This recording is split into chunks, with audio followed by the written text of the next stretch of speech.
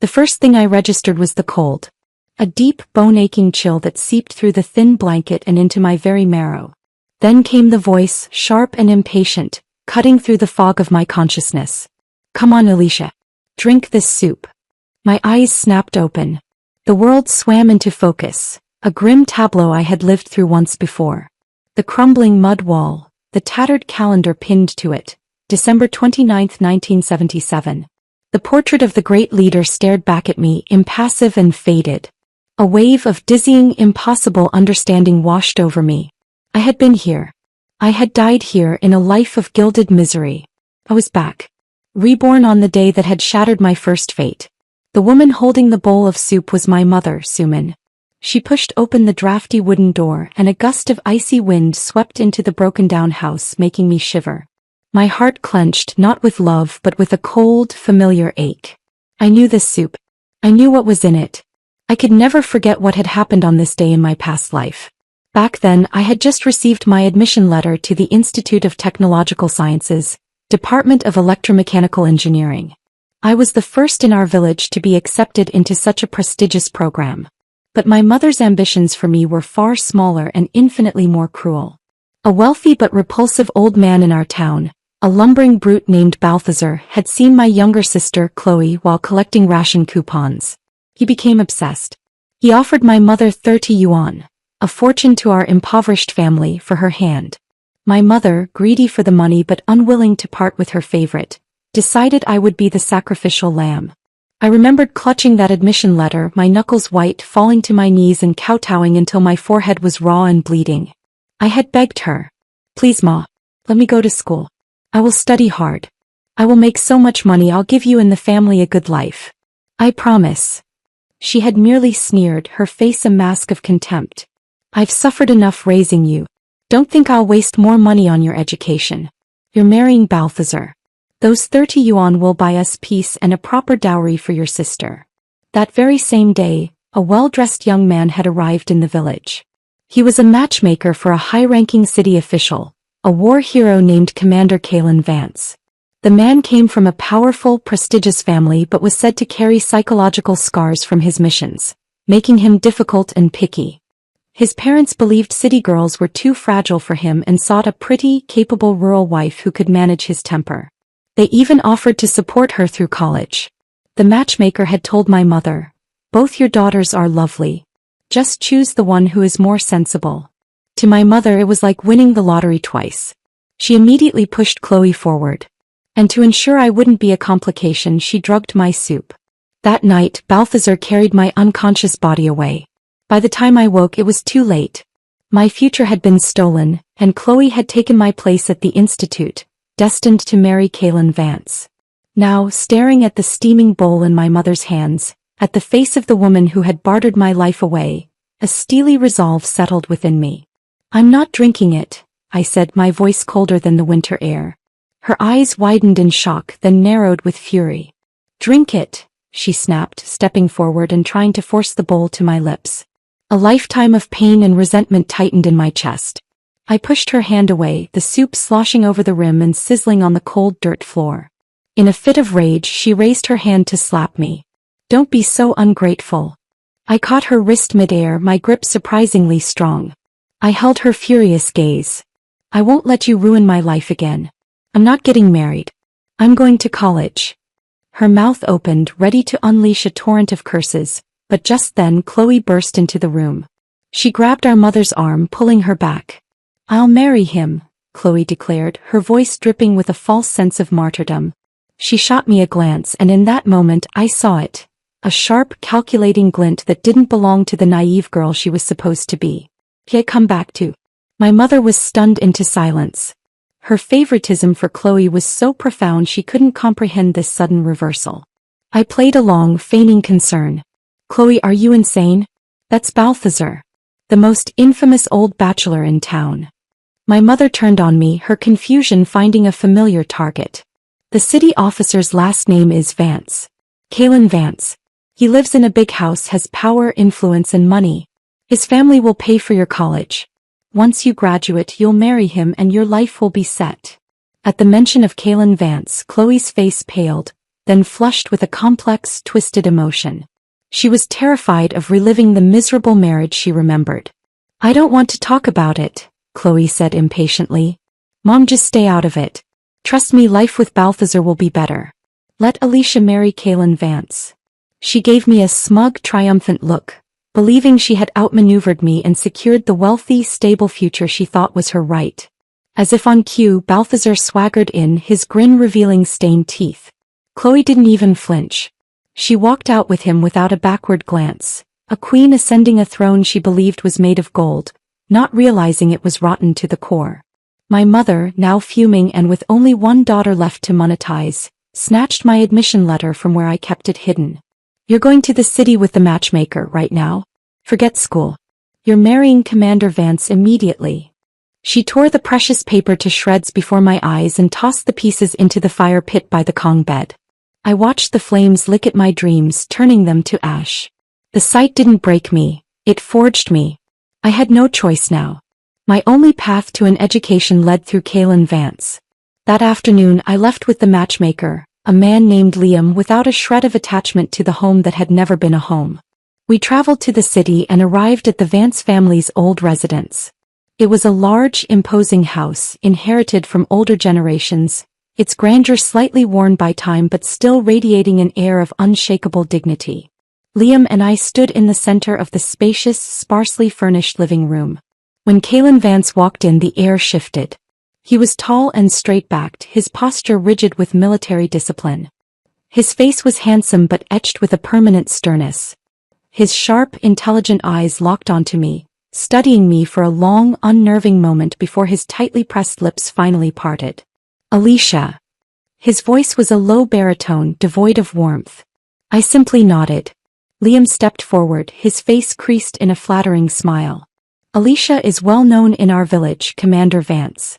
Hardworking, capable and very sensible. She's beautiful too, just not dressed up. She even studied in secret and got into the Institute of Technological Sciences. Smart girl. You'll have smart kids with her." Kalen waved a hand, cutting him off. His impatience was a palpable force. "I'll figure something out about your request to return to the city. Thanks for handling this." He glanced at me, then back at Liam. "You can go." Liam, no fool, knew a dismissal when he heard one. "I'll be troubling you then, Commander Vance. I'll head back to the village." He scurried away, leaving me alone with the intimidating man who held my future in his hands. Once we were alone, my nervousness spiked. I had to ask. For my future, for my very soul, I had to. "Commander Vance," I began, summoning every ounce of courage I possessed. "My admission letter to the institute. My mother burned it. Could you help me?" His brows furrowed instantly, his piercing gaze boring into me. "You're already negotiating with me?" he snapped. I immediately shut my mouth. In my past life, I knew how miserable Chloe had been after marrying him. That talk of minor psychological trauma was a gross understatement. It was full-blown PTSD from combat. He was volatile and unpredictable. Seeing me fall silent, he finally spoke again, his voice low and steady. "There are 3 conditions." I held my breath. "First, I cannot stand the sound of women crying or screaming. Second, I will meet all your material needs, but do not expect any affection from me.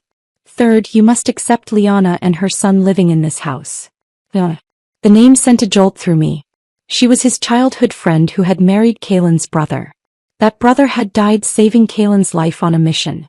Pieces of the puzzle from my past life began to click into place.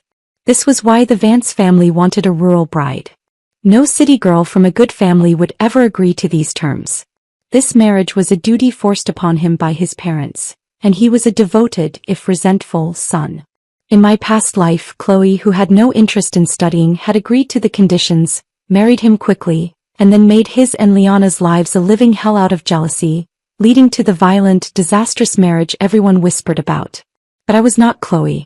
I didn't want his affection or his name. I only wanted my education. I met his gaze squarely. "Commander Vance, I know this marriage was arranged by your parents. You're probably not willing, but you're a devoted son. You'd never go against them." His eyes flickered with surprise. He hadn't expected such directness from a village girl. "If you're not willing," I continued calmly, "we can take things slow. Maybe after I graduate something will have changed. Maybe we won't have to go through with this marriage at all. He was visibly shocked now. He had assumed I would cling to this opportunity no matter the cost. He had no idea I'd already lived a whole life and knew better than to rely on a husband for my worth. My admission letter was burned, I pressed on. If you're willing to help, if you could vouch for me to the school. I just need the chance to study. That gives you 4 years before any marriage. You can use that time to figure out what you truly want. I don't think your parents will pressure us in the meantime. Kalen stepped forward, closing the distance between us. His presence was overwhelming. Alicia, he said, his voice dangerously quiet. Are you trying to back out of the engagement? Or is it that you can't accept one of the 3 conditions? Is this your way of threatening me? He didn't give me a chance to answer. Which one is it you can't accept? He demanded.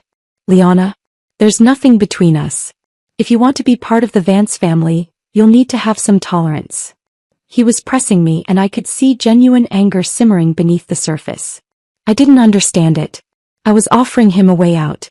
I was trying to form a response when a sharp, cheerful voice rang out behind me. Kalen. I turned to see a stunningly beautiful woman walk in, her smile glowing. She held a little boy's hand, and her eyes were full of open affection as she looked at Kalen for a long moment before turning to assess me from head to toe. This was Liana. Kalen's tense expression immediately softened at her arrival. This is Alicia, he said blandly. She's from the countryside.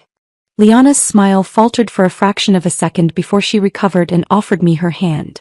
Hi, I'm Liana. Before I could take it, Kalen gently pulled her back. She just came from the village. Her hands are dirty from farm work. The little boy, Evan, climbed onto Kalen's lap. Daddy Kalen, Mommy Liana, can we go to the amusement park now? Kalen nodded, his attention fully on them. All right, let's go. The 3 of them moved toward the door, a perfect, seamless unit. But just before stepping out, Kalen turned back, his expression once again cold and detached. About what you said, he stated, his voice leaving no room for argument. I'm not backing out of the engagement. But we can wait until you finish college before getting married. I'll have someone from the school write a verification letter for you tomorrow. He then called out, Miss Clark, prepare a guest room for her. He turned and left, leaving me standing alone in the vast living room. I quietly let out a breath of relief, then held another one in. I could finally go to school. But a knot of apprehension tightened in my stomach. He had agreed to my request, yet his final words echoed with a strange sense of possession. I'm not backing out of the engagement. What exactly had I gotten myself into? A strange quiet settled over the Vance house after Kalen left with Liana and the boy. Miss Clark, a stern-faced woman in her 50s, showed me to a small, sparsely furnished room in the back of the house. It was clean, but it felt more like a servant's quarters than a guest room. A single bed, a worn wooden dresser, and a small window overlooking a barren courtyard. It was a world away from the opulent mansion I had inhabited in my past life, but it was a sanctuary. It was mine. I sat on the edge of the hard mattress, the events of the day crashing down on me. The rebirth, the confrontation with my mother, Chloe's shocking decision, the ashes of my admission letter, and now this. A temporary refuge in the lion's den. My body trembled with a mixture of exhaustion and adrenaline. I had done it. I had altered the first crucial step of my destiny. I was in the city and I was going to school. The relief was so profound it brought hot tears to my eyes, but I viciously blinked them away. Crying was a luxury I couldn't afford, especially in a house where the master couldn't stand the sound of it. The next few days passed in a blur. True to his word, Kalen had a verification letter sent to the institute. The process was swift, his influence undeniable. I was officially reinstated. When I held the new paperwork in my hands, a tangible ticket to my future, I felt a surge of power I hadn't experienced since I'd built my first business empire. This was better. This was foundational. This was mine, earned not through a man but through my own resolve. I began preparing to move into the university dormitories. I had no money but I was resourceful. I would find work, any work, and repay Kalen for this favor. Then we would be even. The engagement would naturally dissolve. It was a clean, simple plan. I was packing my meager belongings into a cloth bag when Kalen found me. He stood in the doorway of my room, his frame filling it, his expression unreadable. Where do you think you're going? he asked, his voice flat. I straightened up, meeting his gaze. To the university dormitories. Classes start next week. Thank you for your help, Commander Vance. I won't forget this favor. I'll work to repay it. He smirked slightly, a cold, humorless expression. Alicia, the costs of living here you could pay back with money. But getting you into college, that's a huge favor. How do you plan to repay that? I froze, my plan crumbling before it had even begun. We'll find a way. I'll get a job, I'll send you money. You're not allowed to move out, he stated, his tone leaving no room for argument. Since you'll be staying here and I'm often not around, you'll help take care of Liana and Evan. For 4 years. Otherwise, I could just as easily let you lose your place at school. You know I have that power. The air left my lungs. It was a masterstroke of cruelty. He didn't need to threaten me with violence. He went straight for the heart, for my dream. He wanted his so-called fiancée to work as a servant for his beloved Liana and her son. I thought of Chloe in my past life, of her proud, competitive nature. No wonder their marriage had been a battlefield. She would have raged and rebelled and he would have broken her. But I was not her. For me this was still a bargain. A steep one, a humiliating one, but a bargain nonetheless. Getting to go to school was the prize. Serving in this house was the price. As long as I could study, I could endure anything. After a few seconds of silence, I nodded, my voice quiet but steady. All right. His tightly knit brows seemed to ease a little. He murmured to himself so softly I almost missed it. 4 years is enough. I didn't understand what he meant and I didn't care to. I had my orders. University life was a revelation. The lectures on physics and engineering, the smell of old books and fresh ink, the intense focus of my classmates. It was a balm to my soul. For those hours I wasn't a poor village girl or a reluctant fiancé.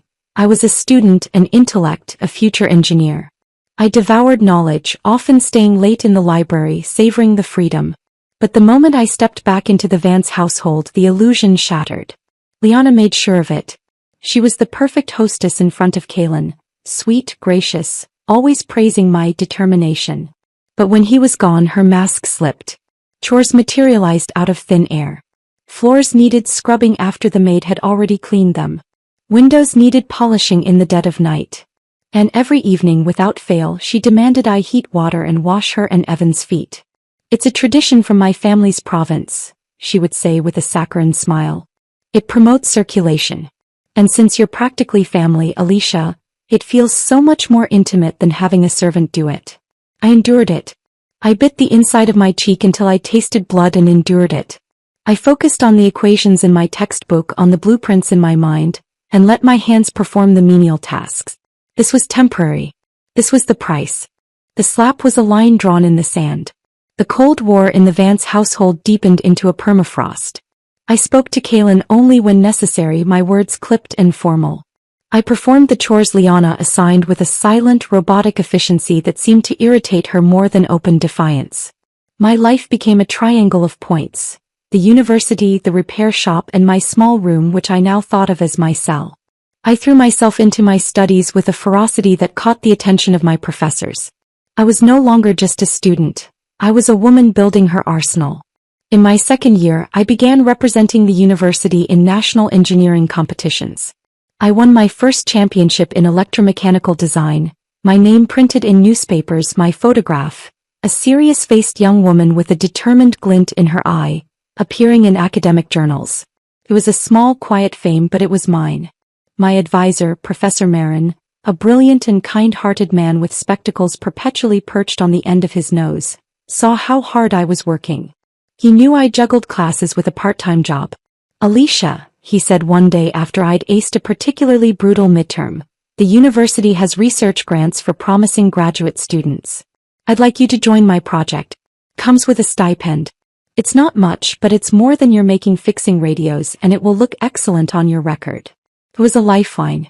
I accepted with a gratitude that nearly brought me to tears. For the first time I was being recognized for my mind, not my utility as a bride or a servant.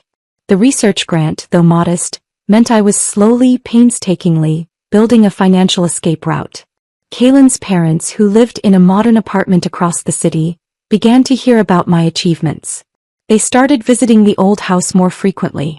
Mr. Vance was a retired general, a man of few words with a stern demeanor that mirrored his son's, but his eyes held a keen intelligence.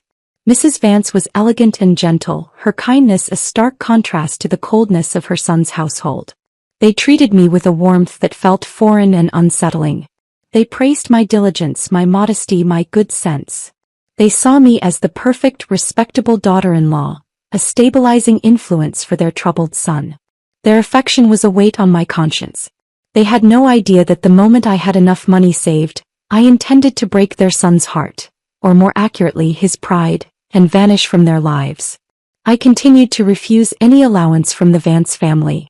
Every yuan I earned myself was a thread in the rope I was weaving to lower myself from this gilded cage. I started making concrete plans to move into the graduate dorms at the start of my 3rd year.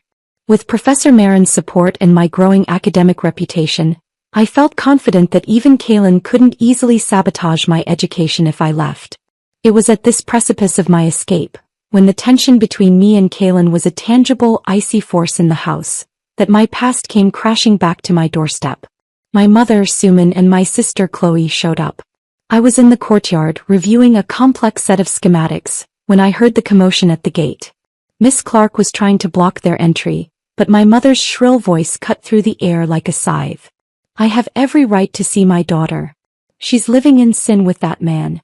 I demand to see her. I looked up, my blood running cold. They looked ruined. Chloe, who had always been the pretty one, was a ghost of her former self. Her face was pale and thin, a tapestry of yellowing bruises. Her eyes, once bright with cunning, were now hollow and beaten. She looked a decade older. My mother's greed had hardened into a desperate, frantic avarice. Kaylin, hearing the noise, emerged from his study, his expression thunderous. For the sake of appearances, I temporarily shelved my hatred and went to stand beside him. "Commander Vance," my mother simpered, her tone shifting instantly to one of groveling respect the moment she saw him. "We were just in the city and thought we'd visit our Alicia." Chloe's eyes darted between Kaylin and me, and I saw the storm of resentment and disbelief in them. She was taking in the solid, well-built house, my clean, simple clothes, the quiet dignity of my posture. It wasn't the life of luxury she had imagined, but it was stable. It was safe. Compared to the hell she had clearly been living in, it was a palace.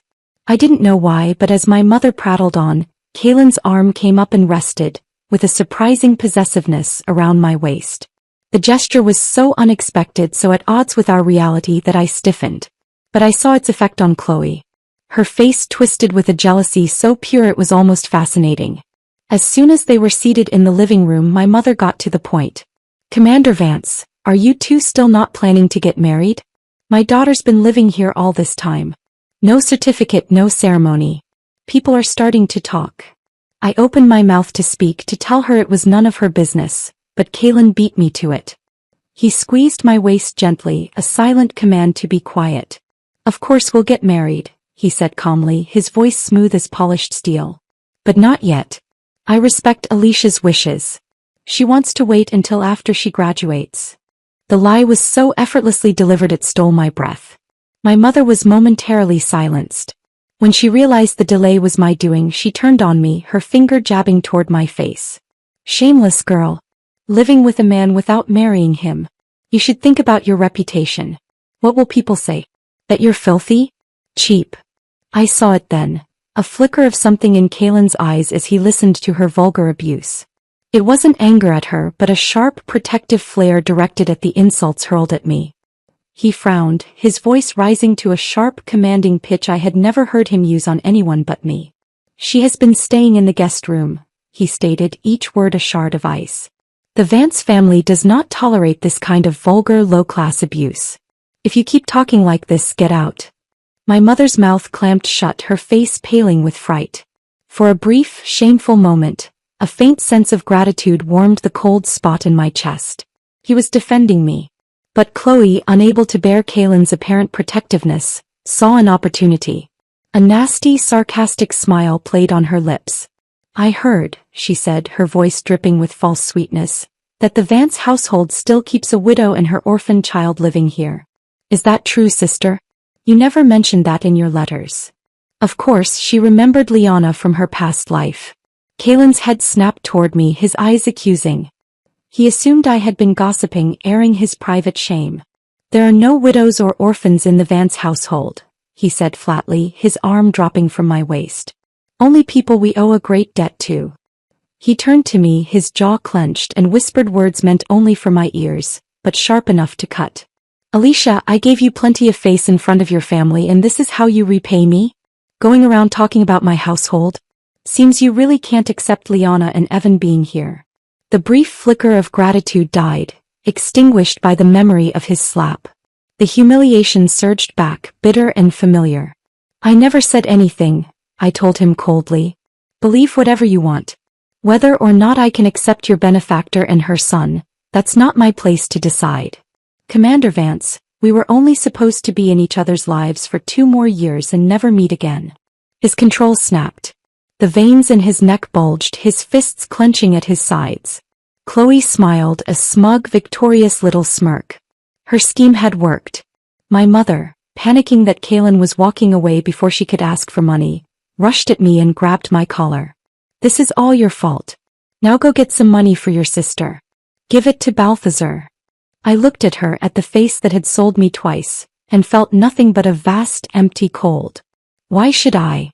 Because I gave birth to you. I raised you, she shrieked. I tore her hand away. You raised me? It was Dad who raised me. After he died, I was the one who supported this family. Everything you and Chloe wore and ate, I worked and paid for it. You took every yuan I earned and gave it to her. When I was 10, you gave her my winter coat. I had nothing but a thin, torn sweater. Then she broke out in a rash and you accused me of tampering with the coat to harm her. You beat me half to death. You don't remember? Well, I do. I took a step forward, my voice dropping to a deadly calm. So hear this. I'm officially cutting all ties with both of you. From now on, take care of yourselves. The moment she realized she could no longer get anything from me, she collapsed onto the floor, wailing. Ungrateful daughter. Think you're better than us now? You got yourself a rich man and forgot your own mother. You heartless girl. You'll get what's coming to you. Just like in the last life, she had no idea of the demon she was awakening. Kaylin, already furious, his PTSD triggered by the hysterical screaming, lost the last of his patience. Get them out of here, he roared to the house staff. And don't ever let them set foot in this house again. As she was being dragged away, Chloe lost control. Alicia, what trick did you play? She screamed, her face twisted. Why is he defending you? Why is Balthazar now just a useless drunken gambler? I just smiled. Chloe, you can't build your life depending on someone else. Aren't you doing the same? She sobbed. Aren't you depending on Kaylin? On the Vances? Your life won't be so easy either. I shook my head. I don't rely on anyone. I'll be fine. I turned and closed the heavy wooden gate on their shrieks, closing it on my past. They had no one to turn to in the city. Left with no choice, they would return to the village, to their bitter, miserable lives. I walked back to my room, my heart a stone in my chest. As I passed Liana's room, I heard her soft, cooing voice. Don't be mad, Kaylin. That's just how country people are. Greedy, ungrateful, with no sense of propriety or class. When it really counts, they're just a pile of useless mud. Don't dirty yourself over this. I waited, listening for him to defend me, to say that I was different. But he didn't. I only heard him let out a deep, heavy sigh. Liana, he said softly, you're always so understanding. So well-mannered. A sad, cold smile touched my lips. How perfect. A match made in heaven. I didn't linger. I turned and walked back to my room. Tomorrow I would officially move out. I moved out the next day. The graduate dormitory was a stark, shared room with peeling paint and iron-framed beds, but to me it was a palace of freedom. The air smelled of chalk dust and ambition, not the cloying perfume of Liana's manipulations. For the first time since my rebirth, I slept through the night, the deep, untroubled sleep of someone who owns nothing but themselves. It took Kaylin a week to realize I was gone. I was leaving my advanced thermodynamics lecture, my mind buzzing with equations, when a junior student tapped me on the shoulder. Alicia, there's a man at the main gate asking for you. He looks important. My stomach tightened. I knew who it was. I walked to the campus entrance, my steps measured, and saw him leaning against a military green jeep, a cigarette smoldering between his fingers. He looked out of place amidst the youthful energy of the students, A storm cloud on a clear day. The moment he spotted me, he crushed the cigarette under his heel and strode over. "Come back with me," he said, his voice a low command. No greeting, no preamble. I stopped a few feet from him, a safe distance. "That won't be necessary." His jaw tightened. "You promised to take care of Liana and Evan for 4 years.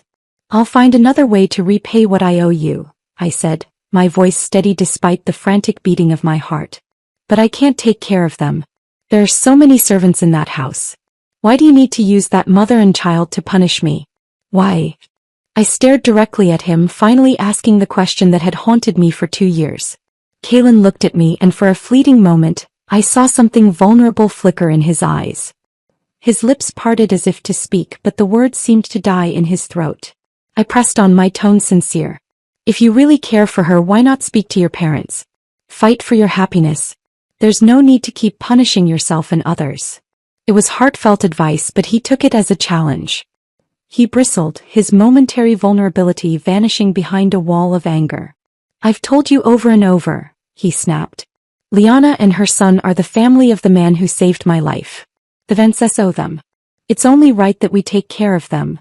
I looked at him, seeing not just the stern commander but the trapped man underneath. "Everything you've done for her," I said softly. "Are you sure it's just repayment?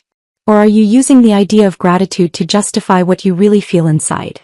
His face flushed a dark red. He pointed a finger at me, his composure cracking. "You're a college student now, even if you came from the countryside. Why are you still so narrow-minded, like some ignorant village woman?" The absurdity of his insult, the sheer hypocrisy, broke something in me. For the first time I spoke to him not as a subordinate but as an equal. "Kalen Vance," I said, my voice clear and firm. "First of all, I have no feelings for you, so it's not about being jealous of Liana or not accepting her. Second, yes, I came from the countryside, but people from rural places are still people. Some are good, some are bad, just like city folks. You don't have to keep using where I'm from as a weapon to shame me." I took a step closer, my gaze unwavering. "And finally, even if I'm not much, I'm honest. I know what I want and what I don't. Unlike you, who says one thing and feels another, you deceive yourself and hurt everyone around you in the process. Kalen Vance, a person can't be too greedy. You can't have everything." I expected an explosion of rage. Instead, I watched his clenched fists slowly loosen. The cold, hard mask of his expression seemed to soften in the gentle light of the spring sun. Something unexpected, something that looked like defeat, flickered across his face. After a long, heavy pause, he finally spoke, his voice low and strained. "Alicia," he said, "did you really never consider marrying me?" The question stunned me into silence. I hesitated, searching his face for mockery, but found only a raw, unsettling intensity. That brief silence seemed to darken his expression further. He suddenly reached out and grabbed my arm, his grip like iron. The pain shot through me. I tried to pull away. "I never have," I said, the words sharp and final. "I've never once thought about marrying you." He roared, the sound raw and desperate. "Don't you dare say never again." I had never seen that kind of fury in his eyes, a fury that seemed born of pain. For a split second I wondered if he truly had feelings for me, but I quickly crushed the thought. It was ridiculous. The tenderness he showed Liana was something he had never ever bestowed upon me. I pulled my arm free. "Goodbye, Kalen." I turned and walked back through the university gates, leaving him standing there. I didn't look back. After that, he started showing up at the university with a frustrating regularity, always with an excuse. He'd bring books he thought I might need or news of my mother and Chloe. They had returned to the village, locked in a cycle of blame and misery. But every conversation inevitably circled back to Liana and Evan, to his burdens, his debts. I began to actively avoid him. The debt I owed him for my education and the guilt I felt about the impending broken engagement, I decided to repay to his parents instead. I knew they were lonely. They disapproved of how Kalen kept Liana so close, and they rarely visited the old house. I started using the money from my research grant to buy them small, thoughtful gifts. A warm shawl for Mrs. Vance, a new set of calligraphy brushes for her husband. On weekends I would visit their apartment, drink tea with them, watch television, or listen to Mr. Vance's stories of his military days. I saw the genuine affection in their eyes, and it made my plan to leave their son feel like a betrayal. But I had to be true to myself. As my final year of undergraduate studies neared its end, Mr. Vance celebrated his 60th birthday. They insisted I come to the old house for a family dinner to celebrate. I couldn't refuse. I spent a significant portion of my savings on a fine bottle of aged Baijiu for him and prepared to face the lion's den one more time. I helped their cook, Mrs. Wong, in the kitchen. Mrs. Vance had once mentioned she loved my sweet and sour ribs, so I focused on preparing the dish perfectly. Meanwhile, in the living room, I could hear Liana's tinkling laughter, her voice sweet as honey as she coaxed Evan to call Mr. and Mrs. Vance grandpa and grandma. They humored her politely, but I could feel their reserve. Everything was fine until we sat down to dinner. The table was laden with food. Mrs. Vance took a bite of the ribs and smiled at me. Perfect, Alicia. Just the right balance. Suddenly, Liana let out a dramatic, piercing scream. A cockroach. There's a cockroach in the sweet and sour ribs. The room fell silent. And in that moment it clicked. I remembered Evan running in and out of the kitchen earlier, something he'd never done before. The cockroach had been planted. Liana had used her own son to sabotage me. Kalen frowned at me, his expression one of immediate disappointment. It's your idea to help cook for my father's birthday, and this is the result? Liana immediately stood up, grabbing the dish. Oh, Kalen, don't blame Alicia. He worked so hard all night. Even if she didn't do a perfect job, she tried her best. Her performance was flawless. I couldn't stomach it anymore. I let out a cold, sharp laugh. What a performance. Kalen slammed his chopsticks on the table. Alicia, why do you always say things that lack grace? Why do you always act without class? I took a deep breath, ready to defend myself, but Mrs. Vance spoke first. She had been watching Liana, then Evan, then her son, and finally me. He saw the whole picture. Why are you yelling at Alicia? She snapped at Kalen, her voice sharp. If you've got such high standards, go make something yourself. All you do is bully her when it's time to eat. I hadn't wanted to cause a scene, especially not on Mr. Vance's birthday. But Kalen wouldn't let it go. Stung by his mother's rebuke and spurred on by Liana's act, he muttered the words that broke the last tie. She's right, he said, his voice low and venomous, his eyes on me. You'll always just be a pile of mud from the countryside. The words hung in the air, final and absolute. He had joined Liana in humiliating me. Well, if I was so lowly and unwelcome, there was no need to cling to this charade any longer. I set my chopsticks down carefully and stood up. I bowed deeply to Mr. and Mrs. Vance. Thank you, Uncle and Auntie, for all your kindness. Without you, I wouldn't have made it into the city. Then I turned to Kalen. And thank you, Commander Vance, for helping me prove myself and giving me the chance to attend university. I looked him directly in the eyes, my voice clear and calm in the tense silence. I've thought about it, and I believe the best way to repay your kindness is not to marry you. So you and Liana can finally be together the way you've always wanted. I turned back to his parents, my heart aching for them. Uncle, Auntie, please consider this a formal request. I respectfully asked to dissolve the engagement between Kalen and me. I'd still be honored to be like half a daughter to you if you'll have me. But not being able to become your daughter-in-law in this life, that's my loss. I hope you will give me your blessing. Mr. and Mrs. Vance were stunned into silence. Kalen's face was a thundercloud of fury and humiliation. He let out a cold, harsh laugh. Fine, he bit out. The engagement is off. Effective immediately. He turned his glare to Liana, then back to the room, a man cutting off his nose to spite his face. I'm going to marry Liana.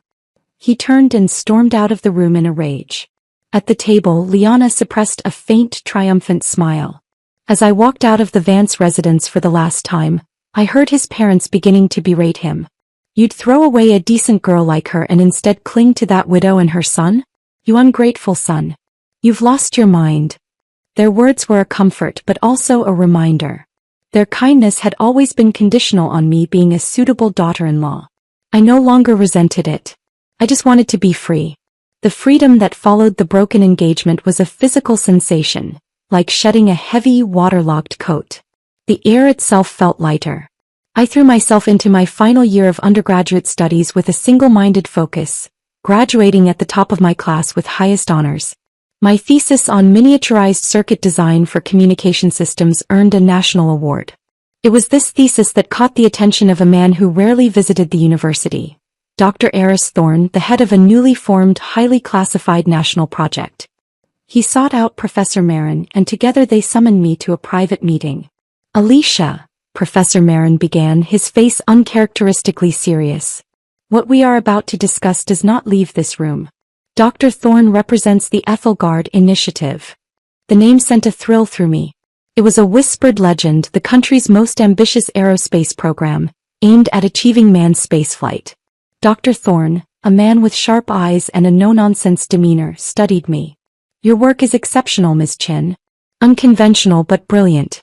We are assembling a team of the brightest young minds in the country, those without deep political ties or family obligations. People who can disappear into the work. We believe you are one of them. He slid a thick document across the table. It was a confidentiality agreement. The work will be at a remote base in the southern desert. You will have no contact with the outside world for extended periods. The pay is modest, the conditions are austere, but the mission is everything. You will be working on the systems that will take a citizen of our nation into the stars. My heart hammered against my ribs. This was it. This was the purpose that had eluded me in both my lives. It wasn't about wealth or status. It was about legacy, about pushing the boundaries of human achievement. It was a world away from the petty dramas of the Vance household, a universe away from the greedy schemes of my mother and Chloe. I didn't hesitate. I picked up the pen and signed my name. 1 month later, as one of only 3 graduates selected from the entire country, I boarded a windowless military transport plane. I disappeared from the capital, my existence erased from all public records. I was now simply Engineer Chin, designation A7.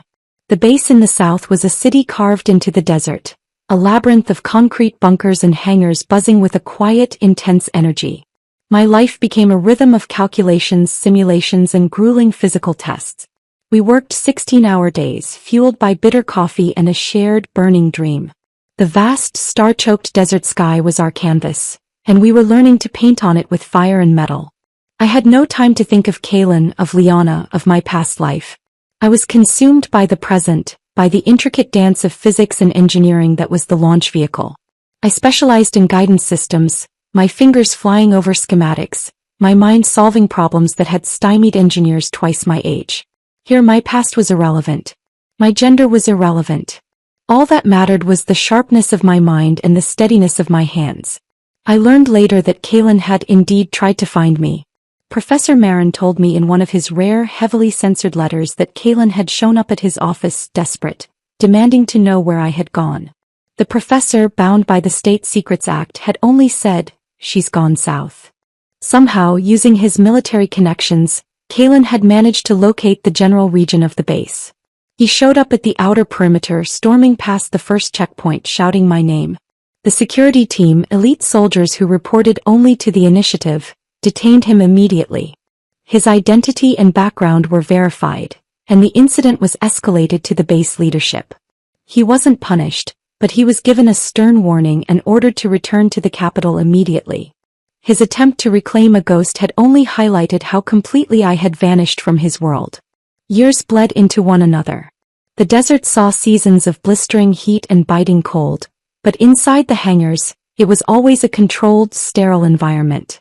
I aged, my youth spent in the service of a rocket that existed only on paper, then in countless parts, and finally as a towering, beautiful, terrifying monolith of potential energy on the launch pad.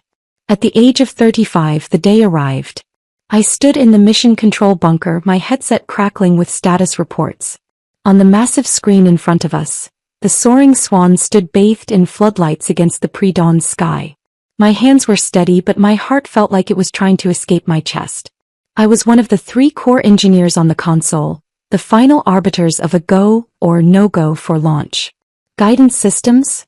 The launch director's voice boomed through the bunker. I took a breath, my eyes scanning my readouts one last time.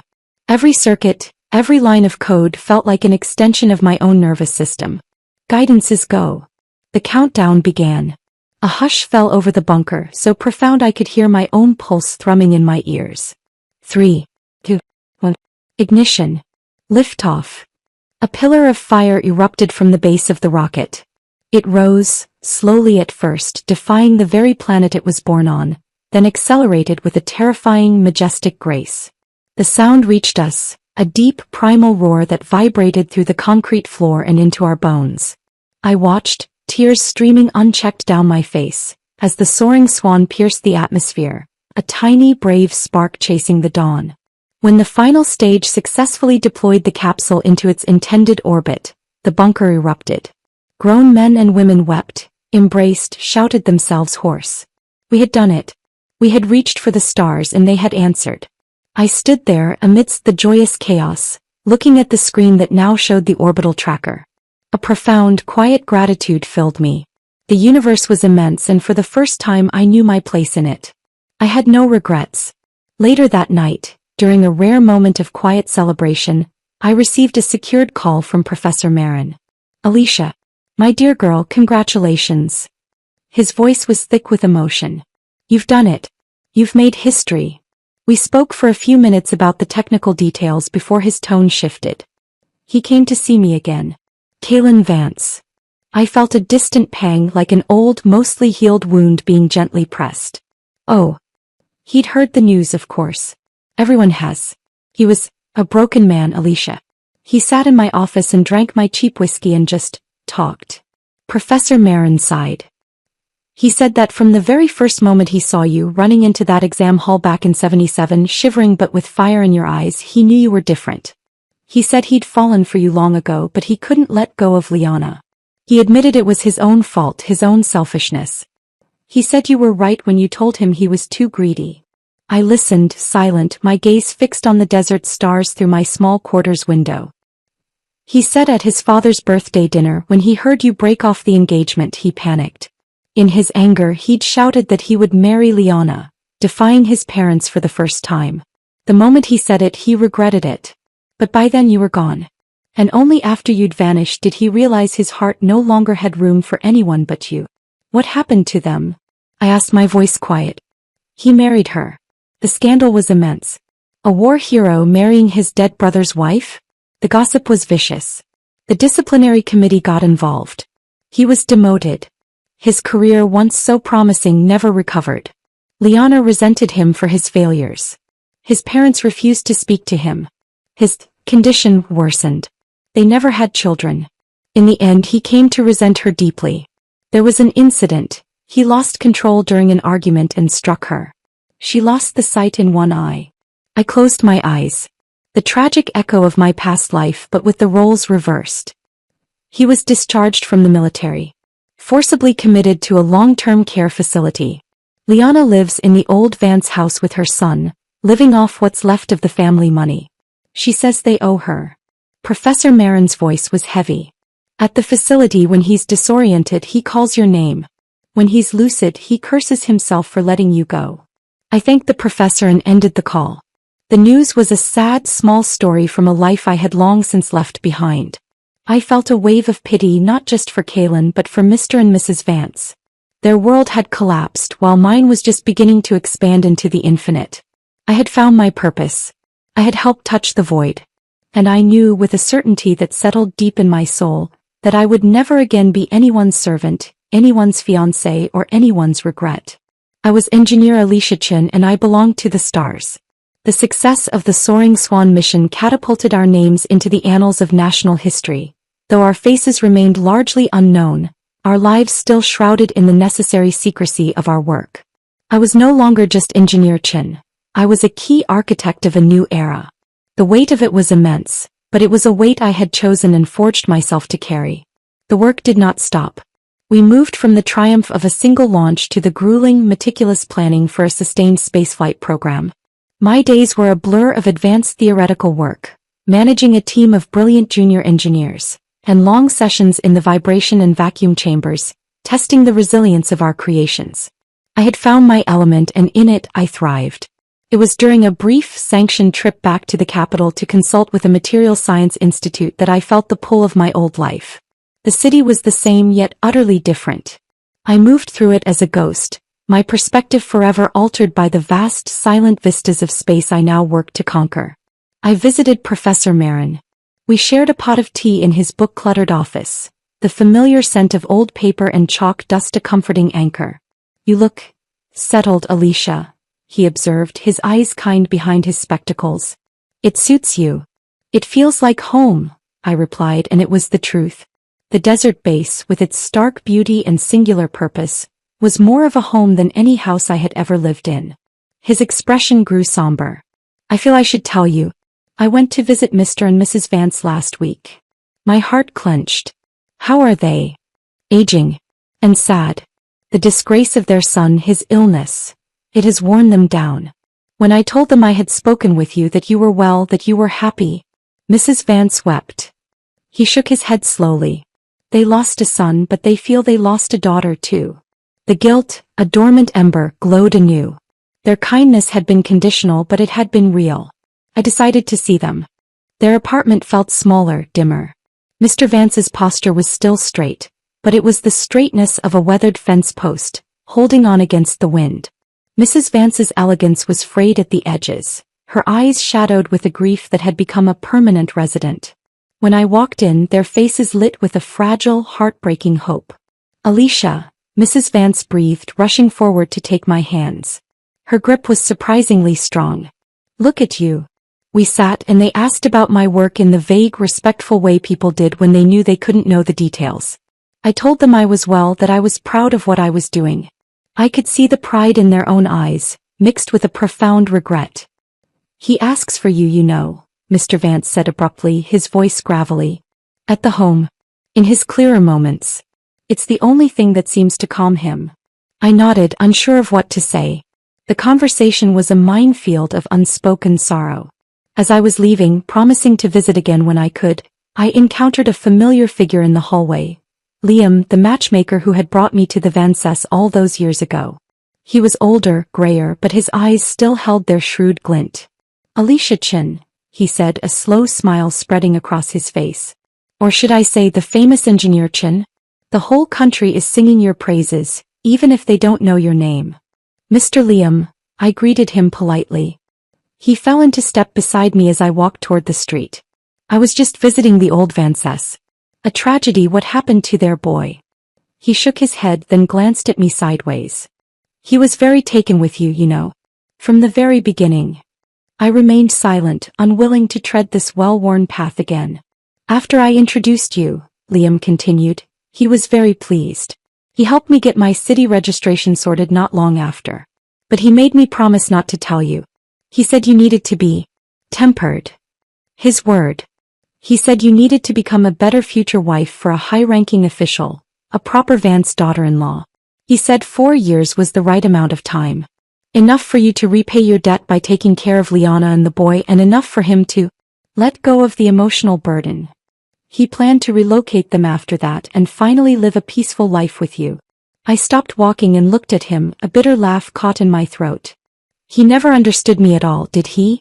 In this life I never wanted to be someone's wife, to be tempered into a proper accessory. I never dreamed of that. It was all his own fantasy. Liam just shrugged, a man who had built his life on such fantasies. He was a man who thought he could control everything, even the human heart. He learned too late that he couldn't. He bid me farewell and I continued on my way, the encounter leaving a sour taste in my mouth. Kaylin's grand plan for our life together was just another cage, gilded with different bars. His love, if that's what it was, had always been about possession and transformation. He never wanted the woman I was, he wanted the woman he could mold me into. Later, through the village gossip network that somehow still reached even me, I learned the final wretched chapters of my blood family's story. Walter, now a confirmed criminal, had been arrested for a violent robbery. My sister, Chloe, had contracted a debilitating illness from him, one that left her weak and unmarriageable. Her life was one of constant pain and poverty. All her bitterness was directed at our mother, Suman, whom she blamed for her ruined future. The gossip said that when they saw me on national television during the state commendation ceremony for the space program, a brief, formal shot of our team standing at attention, red flags waving, streamers flying, the applause of the nation thundering around us, they couldn't believe their eyes. My mother, the story went, had screamed at Chloe, her voice shrill with a lifetime of frustration and blame. That should have been you. That shining life should have been yours if you had only listened to me. What she never could grasp, what Chloe in her misery refused to see, was the fundamental truth I had carved into my soul. In any life, through light or darkness, you must steer your own course. If you hand your fate over to others, to a mother, to a husband, to a gambler, you surrender to whatever current they choose. They had spent their lives resenting me, blaming each other, and together, they withered away in that small, forgotten village, their lives a monument to bitterness. As for me, my life was only just beginning to open up into its fullest potential.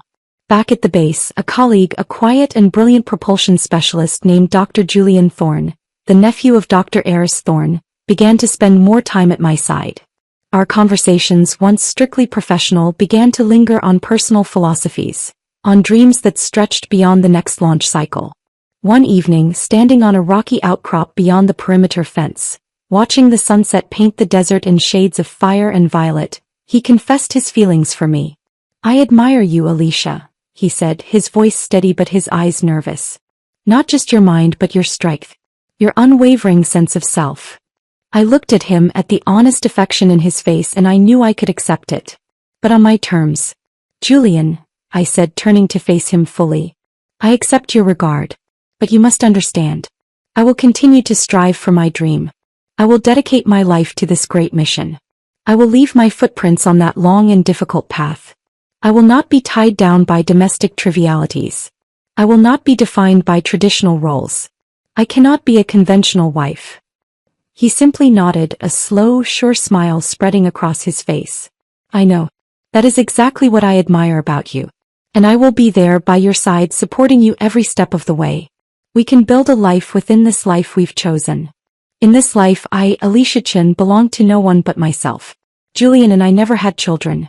We spent our lives together, side by side, two bright flames feeding the same great fire, contributing everything we had to the boundless frontier above us. We moved in rhythm with the times, creating with joy and determination a world that changed by the day, full of new life and energy. We shed sweat and tears, stayed through the darkness, and welcomed the sunrise. We bore witness to each launch that reached for the moon and every satellite that pierced the sky.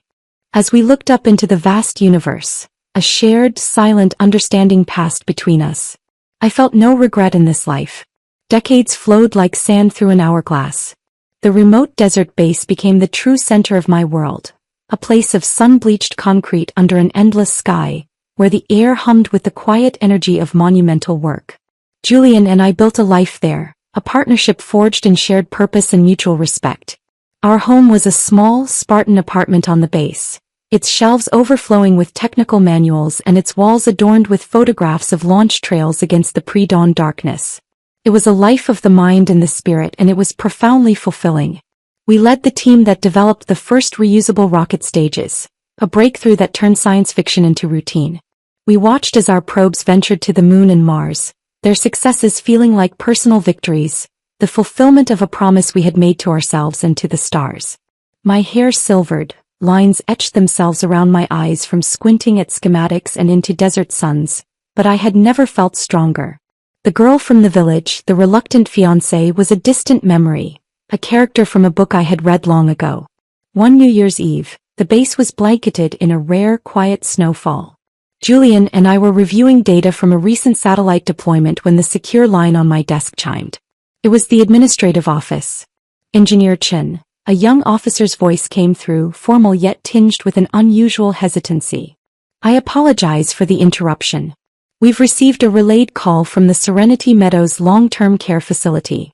A patient there, a Mr. Kalen Vance, is nearing the end. He has been asking to see you. He says it's his final wish." The name landed not with a shock, but with a soft, sad thud, like a stone dropped into deep water. Kalen Vance. I had not heard that name spoken aloud in over 20 years. The ambitious commander, the tormented man, the ghost from my past. He was still there, a fading echo in a world I had long since left. I was silent for a long moment, the only sound the soft hum of the servers in the next room. "Thank you for informing me," I said finally. "I will need to consider this." I hung up and turned to Julian. He had heard enough of my past to understand. He looked at me, his gaze steady and supportive. "You should go," he said simply. "Not for him. For you." To close the circle. The next day I was granted a short leave. I boarded a military transport plane, the stark desert landscape giving way to the sprawling, smog-hazed city of my youth. The Serenity Meadows facility was a clean, sterile place that smelled of antiseptic and boiled vegetables. It was a world away from the vibrant, chaotic energy of the Vance house I remembered. A nurse led me to a private room. The man in the bed was a husk. The tall, straight-backed commander was gone, replaced by a frail, gaunt figure whose skin was stretched tight over prominent bones.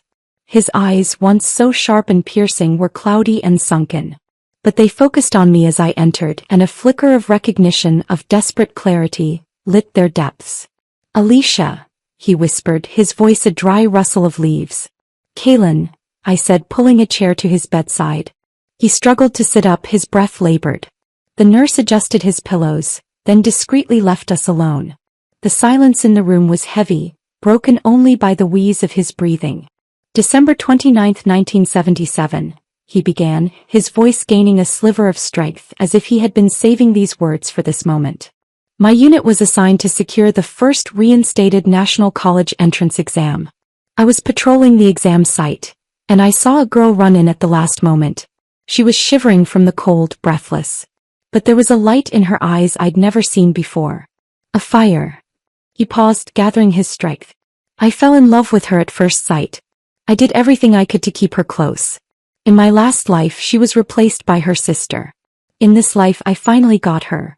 But I was afraid. I listened, my hands folded in my lap, a strange calm settling over me. I was afraid she would leave the Vance family once she succeeded. I knew how much college meant to her, so I threatened her with it, forbidding her from moving out. But I was also afraid she'd turn out like her sister, bitter, arrogant, filling our marriage with misery. So I kept testing her, observing her, pushing her, trying to figure her out." His words came faster now, tumbling out in a rush of long-suppressed confession. "It was all my fault. I was too greedy. I missed my chance. I pushed her away with my own hands." His voice dropped to a pained whisper. "All my life I've wanted to ask you face to face." He reached out a trembling, skeletal hand. The gesture was one of profound weakness, a stark contrast to the iron grip I remembered. "Alicia," he pleaded, his clouded eyes fixed on mine. "If Liana hadn't been there, would you have chosen me? Would there have been even the slightest chance you'd have stayed and spent your life with me?" His hand hovered in the air between us, a question mark etched in flesh and bone. I looked at him, at the ruin of the man who had once tried to shape my destiny. I saw the boyish hope warring with a lifetime of regret in his dying eyes. I thought of the long, winding path that had led me to the stars, of the life I had built with Julian, of the profound peace I had found in a purpose that was entirely my own. I opened my mouth to answer, to tell him the truth, that his question was based on a fundamental misunderstanding of who I was. That my path was never a choice between him and another, but a choice between his world and my own. But before a single syllable could leave my lips, his outstretched hand faltered. The last vestige of strength left him. His arm fell back onto the white sheets, limp and still. The desperate light in his eyes flickered and went out. His chest rose once, twice, and then was still. Kaylin Vance was gone. He had left this world without his answer. And as I sat there in the ringing silence, I realized that even at the very end he had never truly understood. The things he had clung to so tightly, his name, his status, his sense of obligation and possession, were the very things that had never held any importance for me. The blazing flame of ambition in my own heart, the drive to learn, to build, to reach for something infinite, had always burned brighter than any earthly attachment. That had been my truth. That was what had truly mattered. I stood up, my joints protesting slightly. I looked down at the peaceful, finally restful face of the man who had been such a tumultuous force in two of my lifetimes. I felt no anger, no bitterness, only a deep, oceanic pity. I pulled the sheet over his head and walked out of the room, out of the facility and back into the crisp winter air. I did not look back. The circle was closed. The final thread tying me to that old life was severed. I returned to the base, to the hum of machinery and the vast, welcoming silence of the desert. Julian was waiting for me. He didn't ask what had happened. He simply took my hand, his grip warm and solid. That night we walked outside, away from the lights of the compound. The sky was ablaze with stars, clearer and brighter than anywhere else on Earth. I looked up at the constellations I knew so well, at the pinprick of light that was one of our satellites, a tiny man-made star I had helped place in the heavens. A profound sense of completion settled over me. Every choice, every struggle, every moment of pain and triumph had led me here, to this precise point under the infinite cosmos. I had loved, I had achieved, I had built a life on my own terms. I had reached for the stars and in doing so had found myself. I felt Julian's hand tighten around mine. We stood there for a long time, two small figures under the immense, beautiful sky, silent and complete. I had no regrets. The years after Kaylin's death were not an ending, but a quiet deepening. The frantic pace of breakthrough and discovery mellowed into the steady, powerful rhythm of mastery. Julian and I became the elders of the base, the revered first generation, to whom the bright-eyed new recruits looked for guidance. We wore our seniority not as a burden, but as a mantle of hard-won wisdom. Our legacy was no longer just in the rockets that flew, but in the minds we shaped. I took immense pleasure in mentoring young women engineers, watching their eyes light up with the same fire I had felt decades before. I told them, the only limits are the ones you accept. Your mind is your greatest asset. Never, ever mortgage it to anyone. Julian and I never felt the absence of children. The entire space program was our progeny, a sprawling, brilliant family of ideas and ambition. We watched with pride as our protégés took the helm, pushing the boundaries even further, planetary rovers, orbital laboratories, the first tentative plans for a lunar outfall that bore the fingerprints of theories I had drafted on a chalkboard 30 years prior. We retired on paper at 70, but in practice we simply shifted roles. We became consultants, visionaries. Our small apartment remained a hub, the place where engineers would come with their most intractable problems, knowing a pot of tea and a session with the old masters could often untangle knots that supercomputers could not. One afternoon we were visiting the main control center for the launch of Soaring Swan 7, a mission to establish a permanent communications satellite network. We stood at the back of the room, observers now. A young woman no older than I had been on that first fateful launch, was the lead guidance engineer. Her voice, calm and sure, echoed through the bunker. Guidance is go. The countdown began. Julian's hand found mine, his grip still firm. The familiar sequence played out. Ignition, liftoff, the triumphant roar. We watched the rocket climb, a bright scar against the blue, and I felt not the heart-pounding thrill of the first time, but a profound, settled joy. This was the continuum. This was the future, and we had helped build it. That night we sat on our small balcony, wrapped in blankets against the desert chill. The sky was, as always, a breathtaking tapestry of stars. Do you ever think about what might have been? Julian asked, his voice quiet. If you had taken a different path? I looked out at the constellations, at the steady, blinking light of a satellite we had launched a decade ago. I thought of the village, of the cold soup, of the ashes of my admission letter. I thought of the Vance house, of Liana's spite and Kaylin's tortured pride. I thought of my mother's screams and Chloe's bitter fate. Then I thought of my first circuit board, perfectly soldered. The smell of the lecture hall. The weight of the national championship medal around my neck. The deafening silence before that first liftoff. The feel of Julian's hand in mine through all of it. No, I said, and the word was absolute. A stone of truth dropped into the well of my life. Not for a single moment. Every path led me here. To this work. To this peace. He smiled, a quiet, understanding smile. Neither do I. We sat in a comfortable silence, the vast history of our shared lives a warm presence between us. I had lived 2 lifetimes, and in this second one, I had seized every scrap of agency I was offered. I had built a life not in reaction to others, but in pursuit of my own soul's calling. The end, when it came for me, was as I would have wished it, swift and without fanfare. It was a peaceful evening. I had been reviewing a set of proposed designs for a new ion thruster, making notes in the margin with my favorite fountain pen.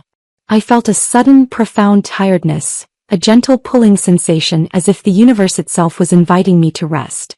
I set down the pen. I looked at Julian, who was dozing in his armchair, a book open on his lap. I looked out the window at the first stars appearing in the twilight. A deep, encompassing contentment filled me. There were no more questions, no unfinished business, no words left unsaid. I closed my eyes. The last thing I was aware of was not fear nor regret, nor a frantic replay of my life. It was a simple, powerful knowing. A final, coherent thought that drifted through my consciousness like a feather on a still pond. I lived. I truly lived. My story did not end with my last breath. It lives on in the metal and code orbiting a distant moon. It lives on in the young women who now lead missions, who cite my papers, who know that a girl from a forgotten village can touch the stars if she has the courage to reach. It lives on in the quiet legacy of a life lived with unwavering purpose, a testament to the power of a single stubborn will to choose itself. I, Alicia Chin, was born into obscurity and forged in adversity. I was never a dutiful daughter, a compliant fiancée, or a traditional wife. I was a student, an engineer, a pioneer, a partner, a mentor. I left the confines of the earth and the expectations of my time behind. I looked into the void and was not afraid, for I saw in it a reflection of my own boundless potential. And in the end, that was everything. The end.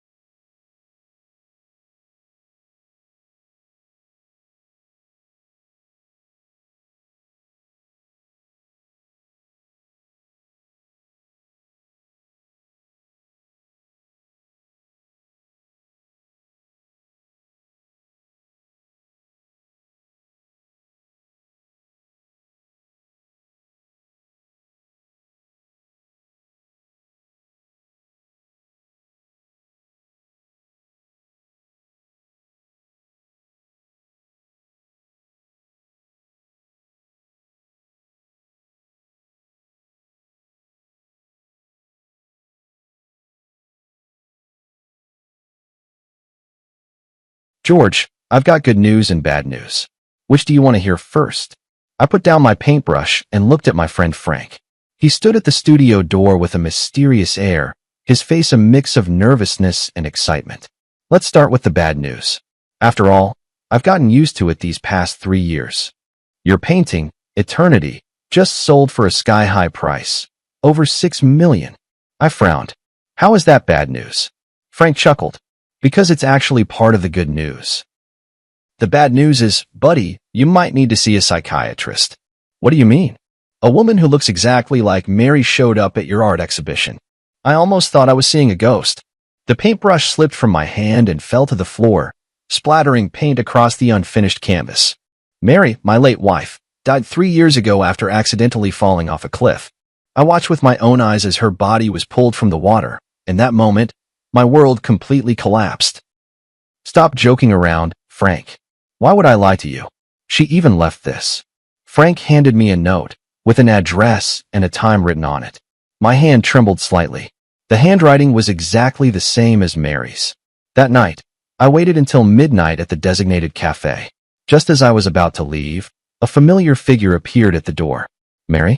No, it couldn't be her. But every gesture of that woman, from the tips of her hair to her fingertips, was a shadow of Mary. George, it's been a long time. She sat across from me, and the familiar voice nearly made my heart stop. Who are you? I struggled to remain calm.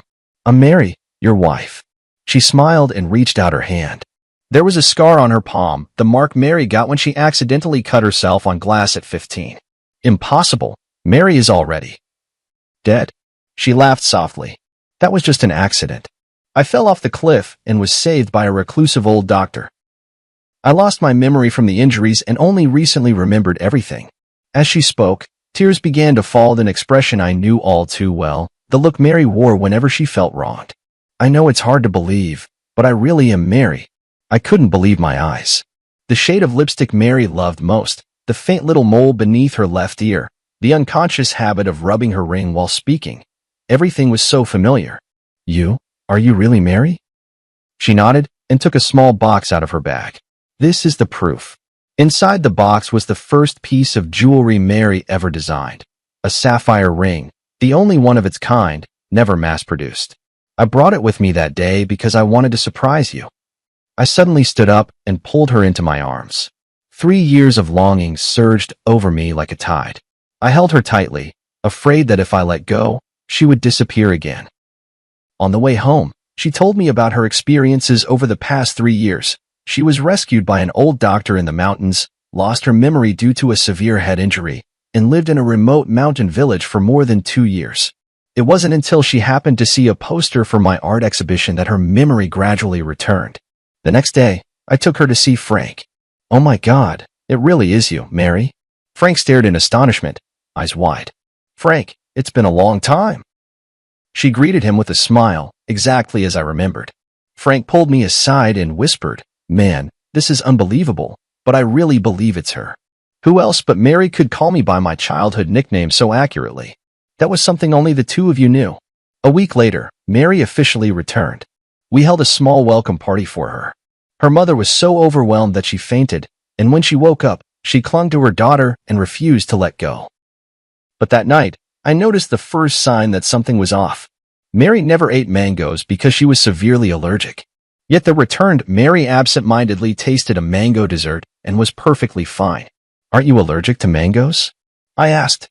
She paused for a moment, then quickly laughed and said, Oh, that old Chinese doctor cured my allergy.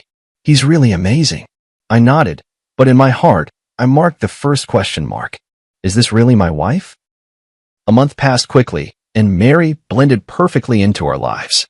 She knew the location of every item in the house, remembered our shared memories, and could even accurately name friends we hadn't contacted in years.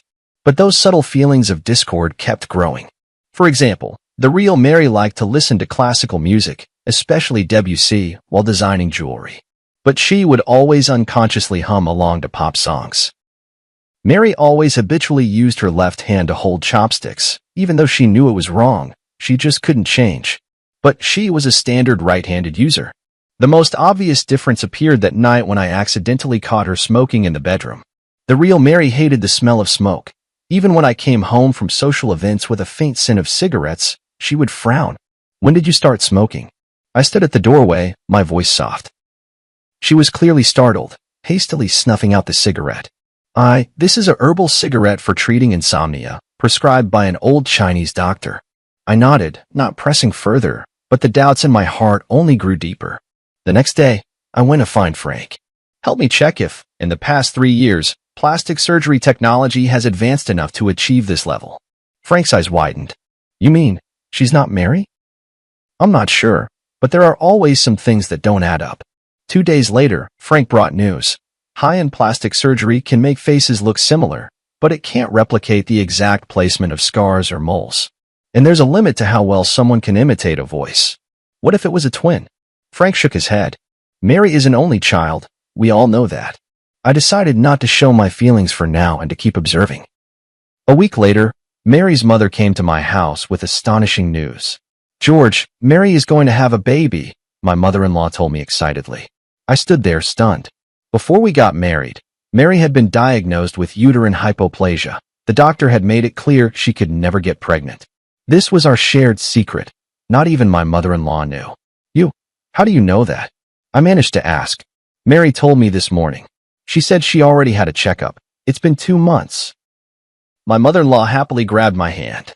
It's a blessing from above. Mary survived death, and now she can bring us new life. My heart sank to the bottom. This absolutely could not be Mary. That night, I dug out the hospital's diagnosis certificate in my study, which clearly stated the condition of Mary's uterus. But when I wanted to talk to Mary about it, I found her in the bedroom, excitedly discussing the decoration of the nursery with my mother-in-law. Mary, could you come here for a moment? I called her calmly. She followed me into the study, still wearing a blissful smile on her face. Did you forget about this? I handed her the diagnosis certificate. She took it and glanced at it, her face instantly turning pale. George, I can explain. Explain what? Explain that you're not Mary at all. Mother-in-law heard the commotion and walked in. What's going on with you two? Mom, take a look at this. I handed her the proof. My mother-in-law read it, then looked at Mary in astonishment. What's going on? Mary, you can't have children. Of course she can, I sneered, because she's not Mary at all. My mother-in-law's face changed dramatically. What nonsense are you talking about? I can explain. She hurriedly grabbed my mother-in-law's hand. That old Chinese doctor not only saved my life, but also cured my uterine problem. It's a miracle, truly. My mother-in-law looked at me, then at her, hesitating. George, you're being too paranoid. My mother-in-law finally took her daughter's side. Mary has come back with great difficulty. You should cherish her, not doubt her.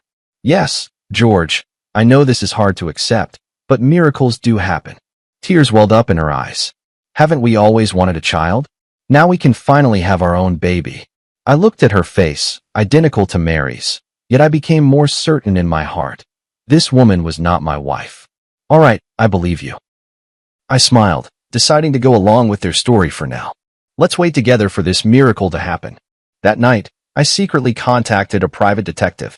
My mother-in-law gladly accepted her daughter's explanation, even suggesting she move in with us to take care of Mary during her pregnancy.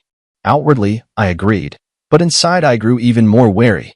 This was no coincidence. There had to be some kind of plot. Mom, haven't you always lived in Haicheng? Won't it be hard to get used to living here? I probed cautiously. For my grandson, I'm willing to endure any inconvenience, my mother-in-law said firmly. I noticed a fleeting unnatural expression on Mary's face. Could the truth be connected to my mother-in-law? On the 3rd day after my mother-in-law moved in, I discovered more suspicious details. For example, the real Mary never drank coffee, but she and my mother-in-law often enjoyed it together. Also, Mary's favorite movie was Roman Holiday, but she claimed to prefer Titanic. The strangest thing is, Mary used to despise her cousin Tom when she was alive, but now he visits frequently and chats and laughs with Mary as if they're old friends. I told Frank about these discoveries. Buddy, things are getting more and more suspicious, Frank frowned. Are you sure you want to keep going like this? Why not just expose her directly? It's not the right time yet. I want to find out what they're really after. The private detective's investigation also made progress. The so-called old Chinese doctor who had saved Mary did not exist at all, and Mary's whereabouts over the past 3 years were completely untraceable. More importantly, the private detective uncovered a shocking fact during the investigation. Mary's cousin Tom was deeply in debt from gambling, and the painting Eternity under my name, worth over $6 million, was his only hope for quick cash. They're after your painting, the private detective asserted, and this fake Mary is likely a professional identity fraudster, hired to win your trust. I took a deep breath and decided to take the initiative. That afternoon, I pretended to go out, but secretly returned home and hid in the study. Sure enough, Mary and her cousin Tom were whispering to each other in the living room. "It's taking too long," Tom said irritably. "How much longer until he sells the painting?" "Don't worry," she soothed him. "I'm already pregnant, and now he completely believes I'm Mary. In a little while, I'll say I want to move to a better neighborhood for the sake of the baby, and then we'll naturally need to sell the painting to raise money." "You're really pregnant?" "That wasn't part of the plan. It was an accident, but it works to our advantage. George wants a child so badly." "Does Annie know the truth?" "She only knows we're trying to scam money, not the specific plan. But she hates George, thinks he caused her daughter's death, so she's more than happy to help." I clenched my fists. So my mother-in-law had always believed that Mary's accident was somehow my fault. In fact, we did argue over something trivial that day, and Mary stormed out in anger. I didn't try to stop her. But I never imagined it would be the last time I'd see her. "You don't actually have feelings for George, do you?" Tom suddenly asked. She was silent for a moment. "It's just part of the job. Besides, I owe you, and I won't go back on my word." "Good then. Don't forget how we're splitting the money once we get it."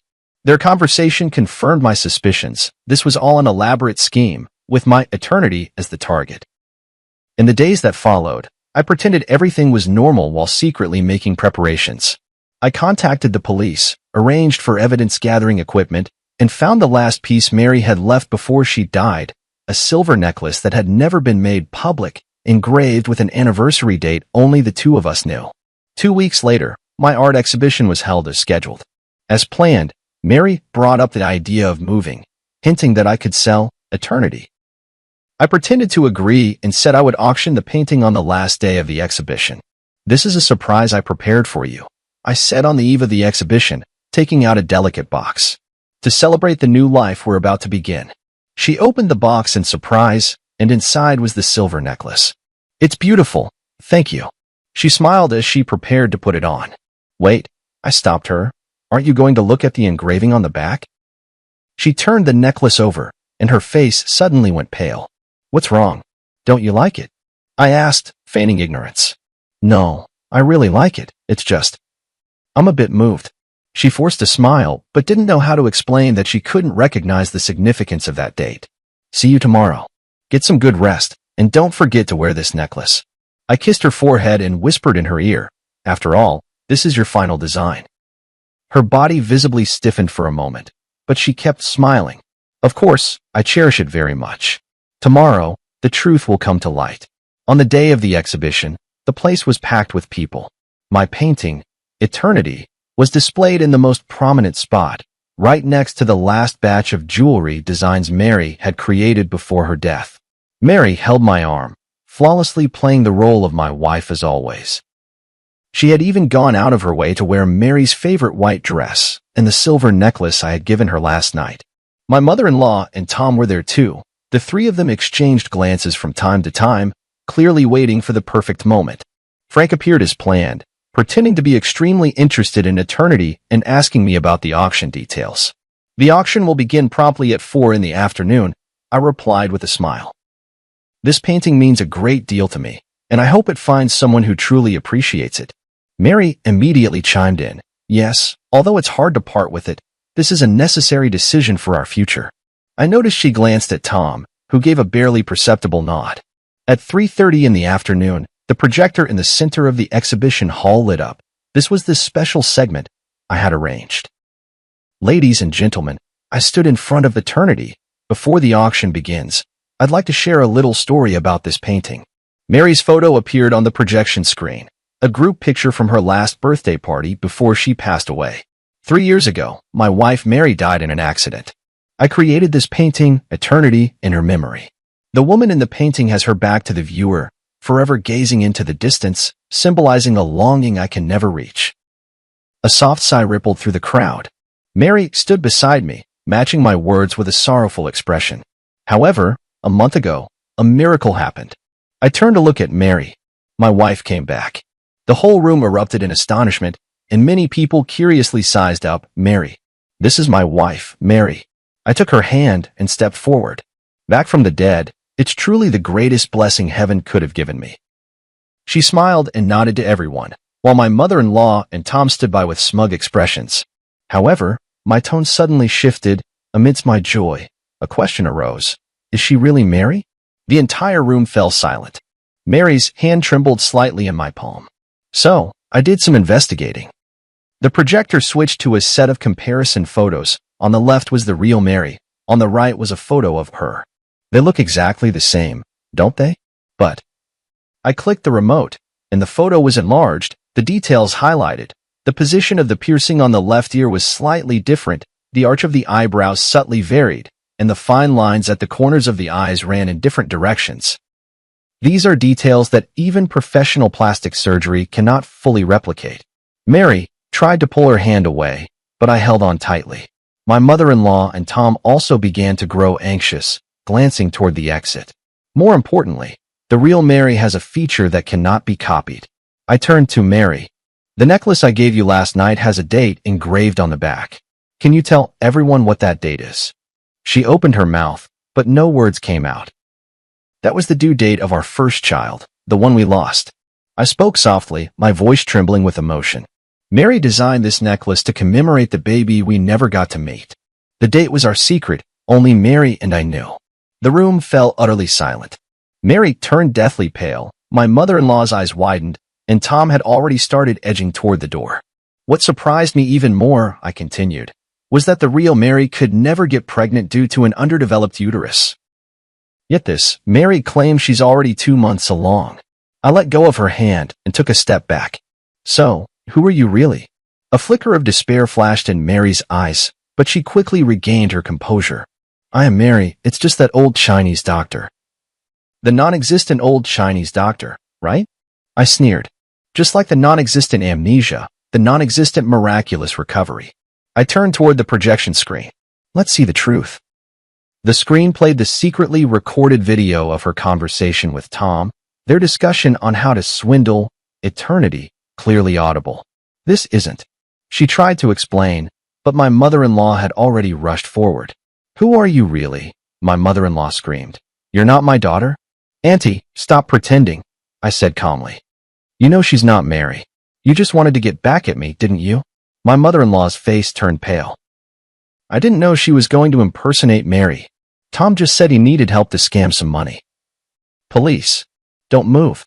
Several plainclothes officers emerged from the crowd, blocking Tom as he tried to escape. Amid the chaos, Mary took the opportunity to shove me aside and run toward the exit. I chased after her and caught up in the parking lot. Tell me, who are you really? She finally stopped, turned to face me, tears welling in her eyes. My name is Luna. I'm an actress. Tom found me and said if I helped trick you out of a painting, he'd give me $1 million. I needed the money for my sister's medical treatment. Why did they choose me? Why Mary? She shook her head. I don't know. They gave me a lot of information, photos, videos, even your chat logs. I was just following the script. The police arrived and took her away. I stood where I was, gazing at the distant sky, my heart a tumult of emotions. Back in the exhibition hall, the crowd had already dispersed, leaving only Frank and a few police officers. It's all been cleared up, Frank walked over. Tom owed money to loan sharks and was desperate. Your mother-in-law always resented you for not saving Mary, so she helped them plan the whole thing. I walked up to eternity, gently caressing the back of the woman in the painting. Mary, I can finally give you an answer. The police left with the evidence. Frank patted me on the shoulder. What do you plan to do next? I took a deep breath. Prepare for the final painting. What will it be called? The Pursuit, I said softly. This time, I'll paint her face, not just her back. After the case was solved, my life seemed to return to where it was 3 years ago. Eternity was temporarily held by the court as crucial evidence. Tom and Luna were arrested for fraud, and my mother-in-law was investigated as an accomplice. The prosecution wants you to testify in court, the officer called to inform me. The trial is scheduled for early next month. I agreed, though I was utterly exhausted inside. After exposing the deception, I thought I would feel the thrill of revenge, but what I felt instead was a profound emptiness. Those days spent with Mary that month had allowed me to feel a trace of warmth in life again, even if that warmth was born of lies. Frank often came to see me, worried I might fall into despair once more. I told him not to worry, that I was working on a new piece, The Pursuit. Are you really going to paint Mary's face from the front? Frank asked curiously. For the past 3 years, you've always refused to do that.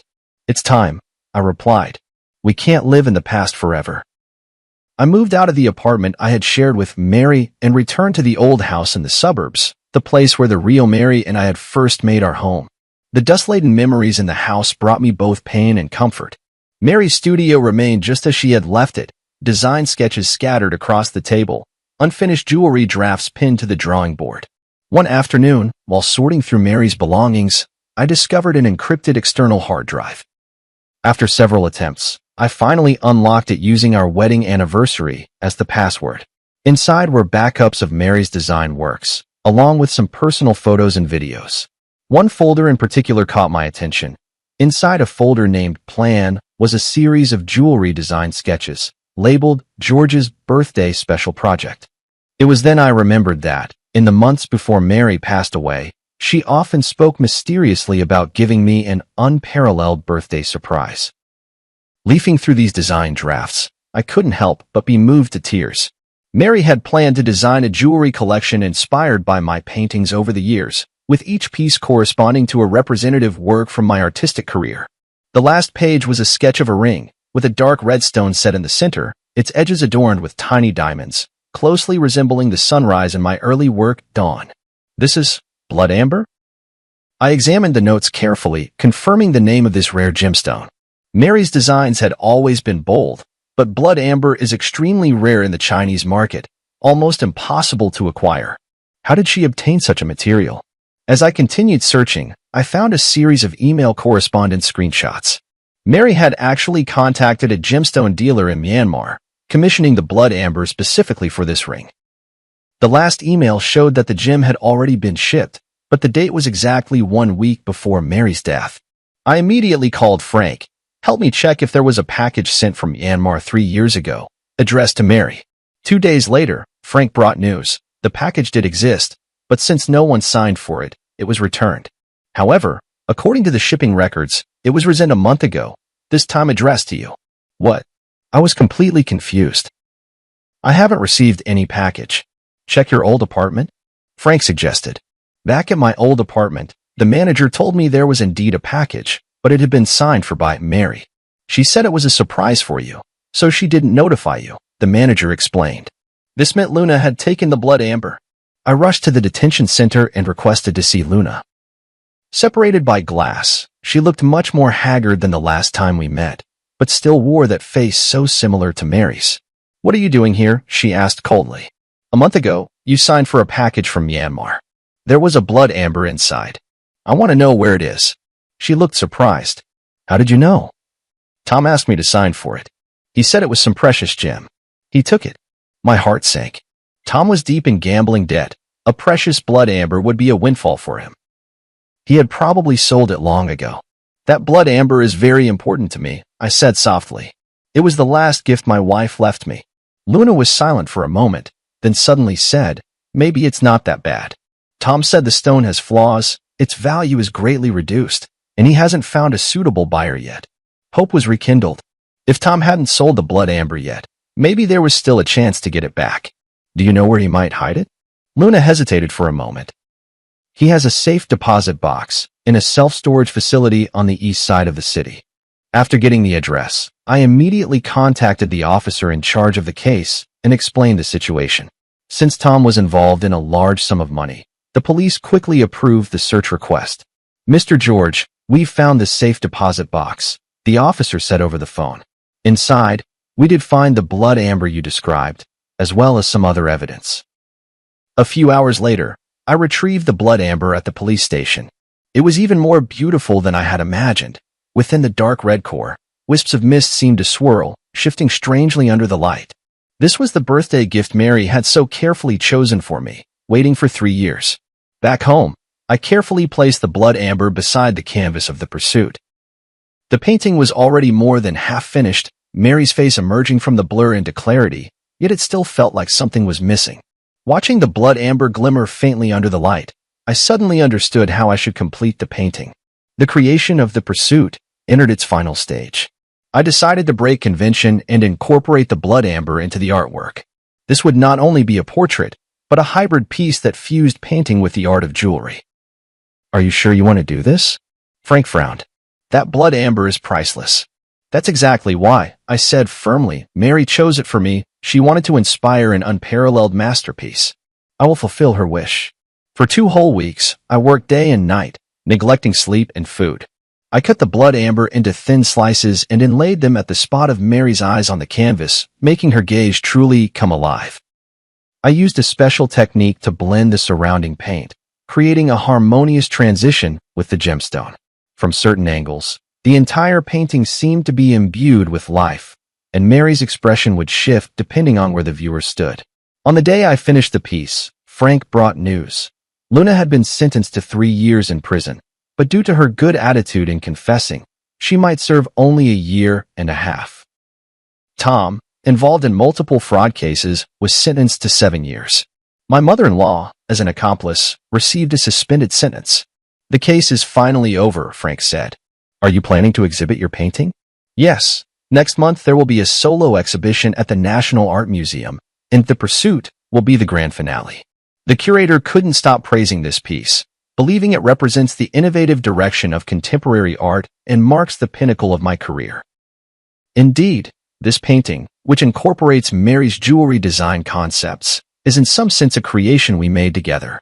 On the eve of the exhibition, I checked the arrangement in the gallery alone one last time, making sure every piece was perfectly lit and positioned. When I reached The Pursuit, I couldn't help but stop and gaze at it. Mary's face was vividly lifelike, her eyes inlaid with blood amber gleaming under the spotlight, as if she were smiling at me. For the first time in 3 years, I faced her directly, no longer painting only her back. Mr. George, a stranger's voice called from behind. Sorry to disturb you, but the gallery has been cleared. He turned around to see a young woman dressed in the museum's staff uniform. And you are? I'm the new curator, responsible for security in your exhibition area, she explained with a smile. I really like your work, especially this piece, The Pursuit. Thank you. I nodded. I'll be leaving soon. She didn't leave, but continued to gaze at the painting. That red gem is beautiful, almost as if it's alive. It's blood amber, I explained, a very rare gemstone. I know, she said softly, top-grade blood amber from Myanmar, containing plant fossils, extremely rare. I looked at her in surprise. You know a lot about jewelry? She smiled. I studied jewelry design. I'm just working part-time here. For some reason, Mary suddenly came to mind. She, too, had an almost obsessive passion for and expertise in gemstones.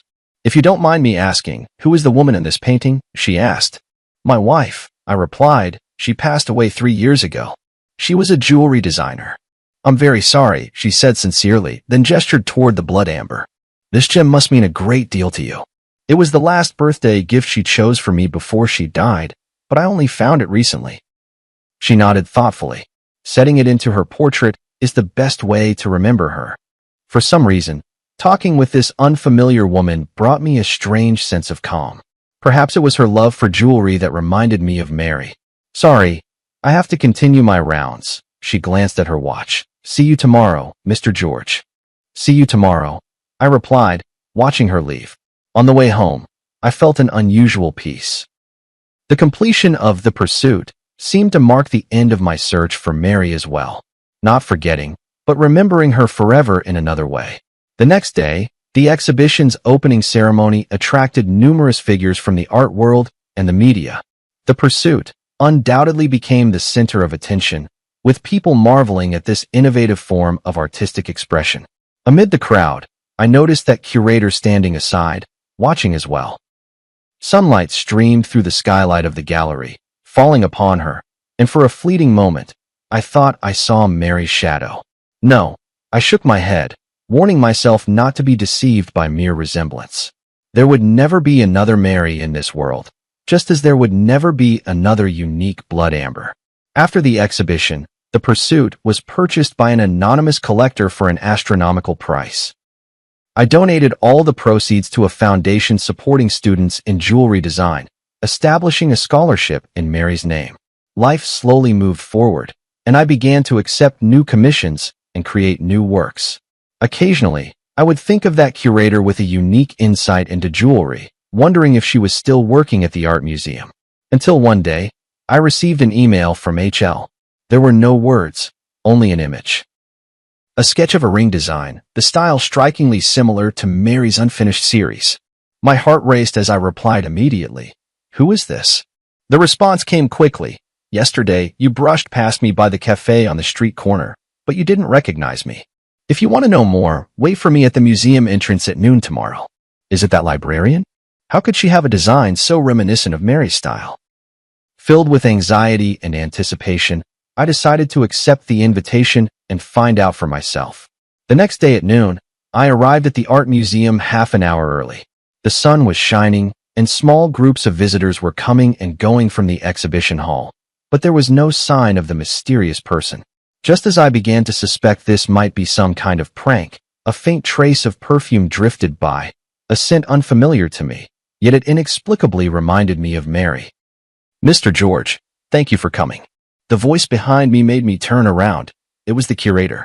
Today, she wasn't wearing her uniform, but a simple white dress, completely different from Mary's style when she was alive. Did you send the email? I asked directly. She nodded. There are some things I want to tell you, but not here. Will you come with me? We walked through the small park beside the art museum and arrived at a secluded cafe. The whole time, I kept observing her. Her mannerisms, the way she walked, none of it resembled Mary. Yet her sensitivity to detail and her focused attention gave me a strange sense of familiarity. Who are you, really? The moment we sat down, I couldn't wait to ask. My name is Nicole. She looked me straight in the eye. I'm Mary's student. This answer caught me off guard. Mary had indeed taught jewelry design part-time at the Design Academy before she passed away, but she had never mentioned having any particularly close students. I took her advanced design class the year before she passed, Nicole explained. Her guidance benefited me for a lifetime. That still doesn't explain why your designs resemble her style so much, I said, half convinced. Nicole took a folder out of her bag. These are all notes from Ms. Nicole's class and her feedback on my work. You can look at the handwriting and confirm that it's really hers. I carefully examined the materials. It was indeed Mary's handwriting. There were even traces of the pale purple ink she habitually used. Before Ms. Nicole passed away, she was guiding me on my graduation project, Nicole continued. The theme was interwoven light and shadow, blending Eastern and Western aesthetic elements. She gave me a lot of valuable advice, and even showed me a sketch from a private project she was working on at the time. George's special birthday project? I blurted out. Nicole's eyes widened in surprise. You know about it? I only found out recently. I briefly explained the origin of the blood amber.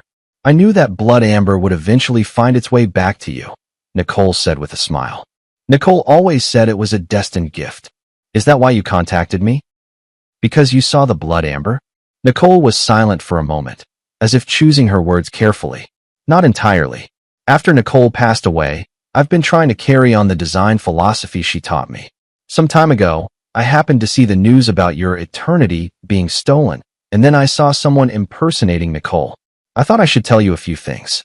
She took a letter out of her bag. This is the last letter Nicole gave me after class before she passed away. She said if her surprise plan went smoothly, I should show you this letter. If anything went wrong and she was gone, I should still make sure you see it.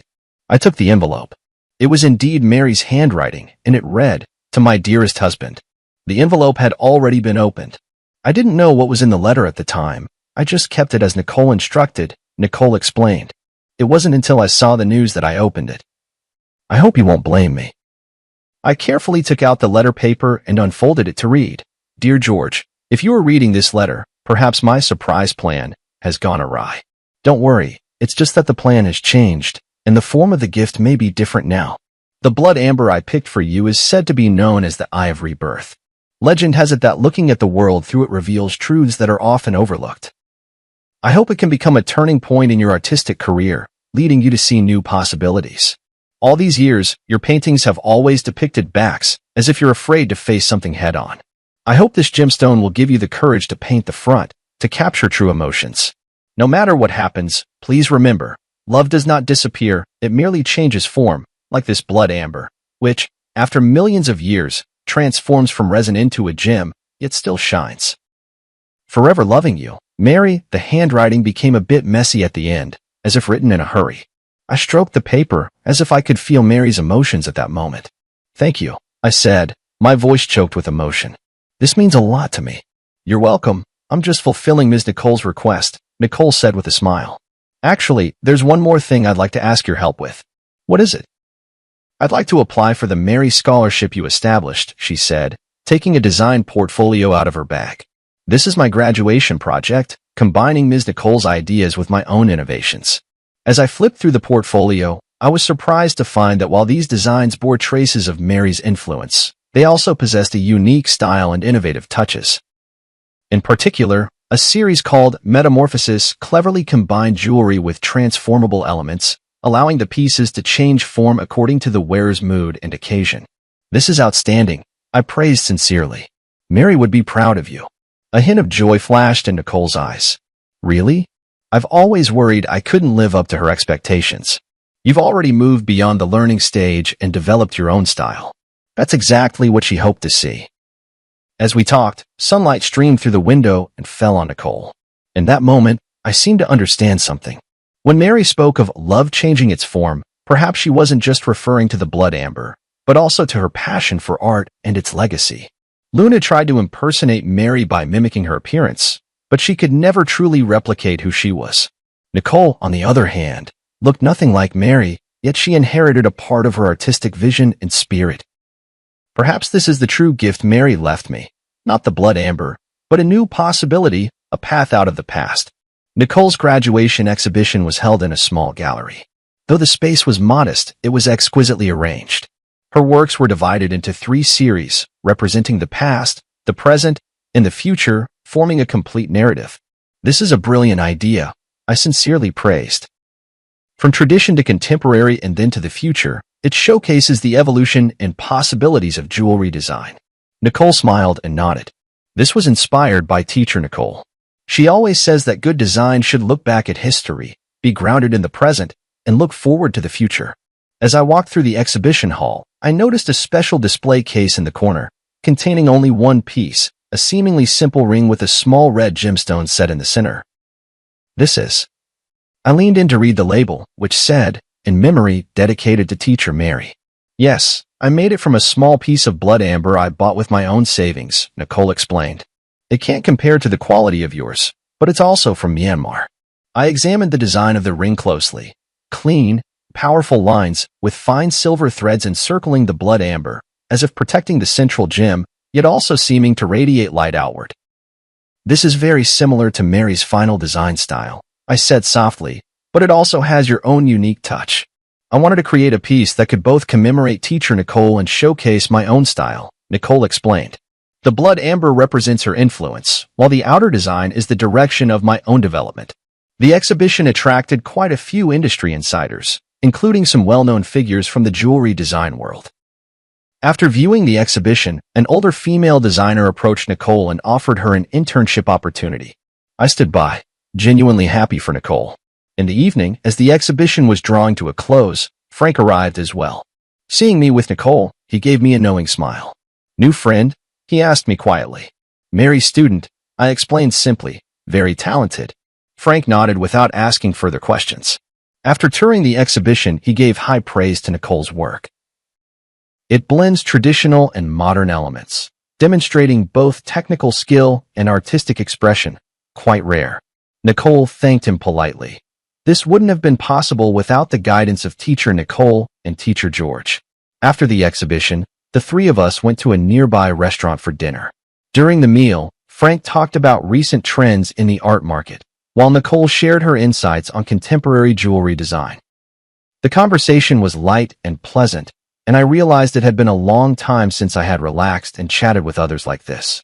After a few rounds of drinks, Frank received an urgent call and left early. Only Nicole and I remained in the restaurant, and the atmosphere suddenly became a bit quiet. Mr. George, Nicole hesitated for a moment before speaking. I've always had a question I wanted to ask you. What is it? After you finished the pursuit, what are you planning to create next? The question caught me off guard. To be honest, ever since the pursuit, I haven't had any new inspiration. That painting seemed to have drained all my emotions and creativity. I haven't decided yet, I answered honestly. It might take some time to find a new direction. Nicole nodded thoughtfully. Nicole once said that the hardest thing for an artist isn't creating a stunning masterpiece, but finding a way forward after reaching the peak. She really did say that, I recalled with a smile. Mary always saw further than I did. Maybe, Nicole said softly, you could try a new direction that combines your work with jewelry design? Like in The Pursuit, but taking it even further. I recalled what Mary mentioned in her letter about seeing new possibilities, and suddenly I was inspired. You mean, creating a series of works that combine painting and jewelry? Exactly. Nicole said excitedly, your paintings create emotion in two-dimensional space, while jewelry gives it tangible form in the three-dimensional world. The combination of the two would have an astonishing effect. The more we talked, the more engaged we became, even sketching a few concept designs on the restaurant's napkins. Nicole's ideas were fresh and bold, perfectly aligning with my artistic vision, yet bringing a new perspective. As we left the restaurant, Nicole suddenly said, I have to confess something. I looked at her in confusion. I reached out to you not only to deliver Nicole's letter, but also for a personal reason. I hope to learn from you, she said candidly. I want to become a designer like Nicole, someone who not only creates beautiful works but also perfectly blends art with emotion. Her sincerity moved me. You're already on that path, and you're doing very well. Then, may I consult you often? She asked a little nervously. Of course, I'd be delighted. On the way home, a series of new works already began to take shape in my mind. A cross-disciplinary art that fuses painting and jewelry, both as a tribute to Mary and as a new starting point in my artistic career. That night, I had a dream. In the dream, Mary stood in a halo of blood-red light, smiling at me and saying, See, I knew you would find a new direction. When I woke up, I got out of bed immediately and began sketching for the new series. I decided to name it Rebirth. Not only representing the ancient life forever preserved in blood amber, but also symbolizing the rebirth of my artistic career, as well as the inheritance and development of Mary's artistic vision. A week later, I submitted a new series proposal to the gallery and received an enthusiastic response. The curator even suggested holding a special exhibition themed Between Dimensions, a dialogue between painting and jewelry. For this project, I invited Nicole to join the team as a jewelry design consultant. She had just graduated from design school and was both excited and nervous about the opportunity. Am I really up to the task? She asked me in the studio. You understand Mary's design philosophy better than anyone, I assured her. That's exactly what I need. In the days that followed, we worked at a feverish pace. We created during the day and discussed at night, sometimes even working through until dawn. Nicole's ideas flowed endlessly, and I transformed those thoughts into concrete artistic expressions. In the process, I rediscovered the pure joy of creation that I hadn't felt in a long time. One late night, when we finally finished the design for our first piece, Nicole clapped her hands excitedly. This is amazing.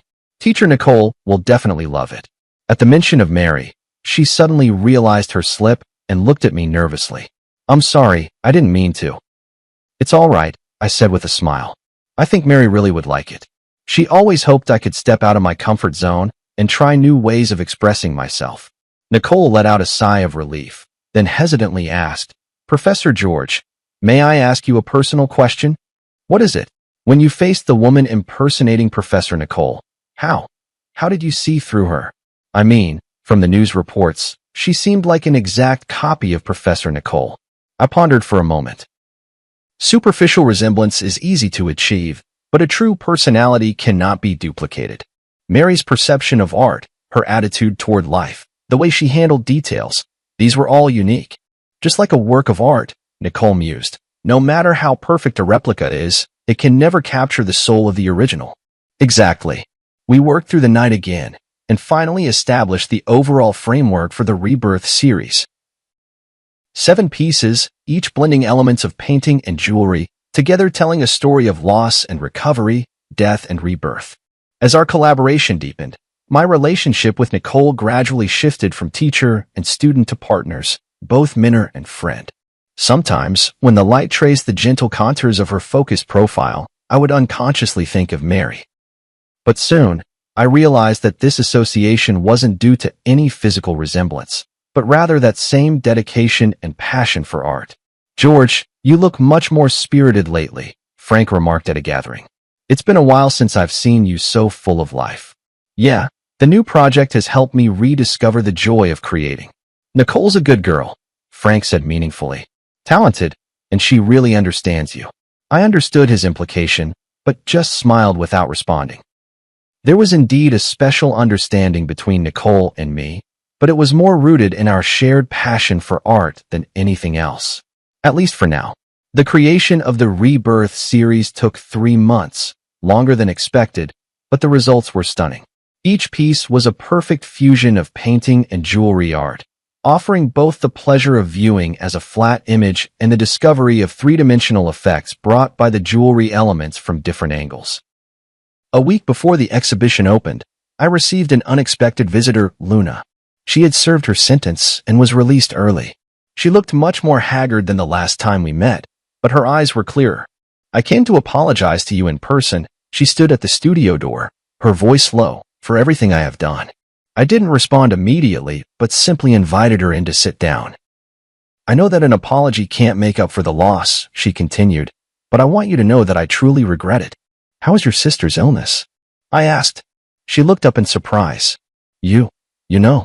I guessed. "You said you needed money for a reason, and I think that must have been true." "Yes," she nodded. "My sister's surgery was a success, and now she's fully recovered.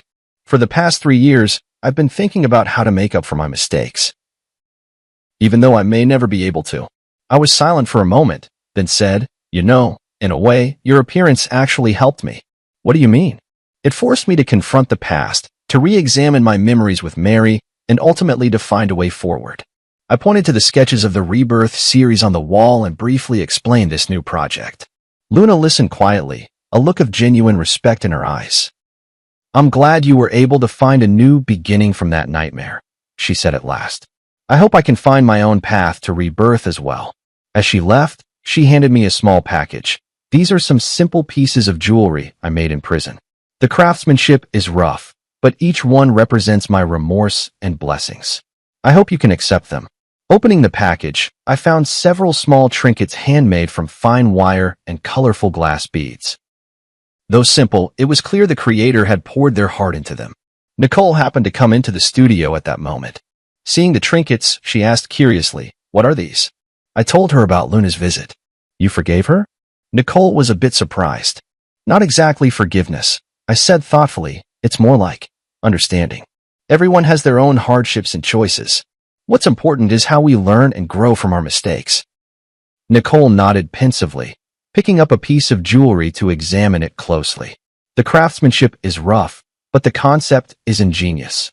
This person seems to have a talent for design." "Perhaps," I said. "Everyone has the possibility of being reborn." On the day of the exhibition opening, numerous figures from the art and jewelry worlds gathered together. The Rebirth series received unprecedented acclaim. Critics called it a model of cross-disciplinary art, and the gallery owner was overjoyed, announcing plans for a nationwide tour. In the crowd, I saw Luna. She was dressed simply, standing quietly in a corner, admiring the exhibits. Our eyes met in the air. She nodded slightly, then walked away. "Who was that?" Nicole asked, standing beside me. "Someone searching for rebirth," I replied.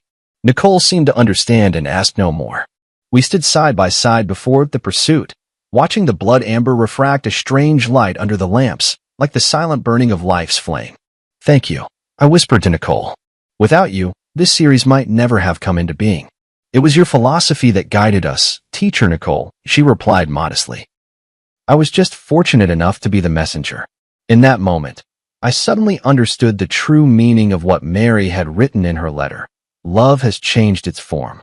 Love exists not only in memory and longing, but also in inheritance and innovation, shining brightly in every spark of artistic creation. And I, at last, had learned how to begin anew after loss, to embrace rebirth while still searching. The success of the exhibition exceeded everyone's expectations. In just 1 month, the Rebirth series was reported on by major media outlets and even attracted the attention of the international art world. A renowned auction house extended an olive branch to me, hoping to include several pieces in their annual highlight auction. "This is an unprecedented opportunity," Frank said excitedly. "If the deal goes through, you'll become a top player in the contemporary art market."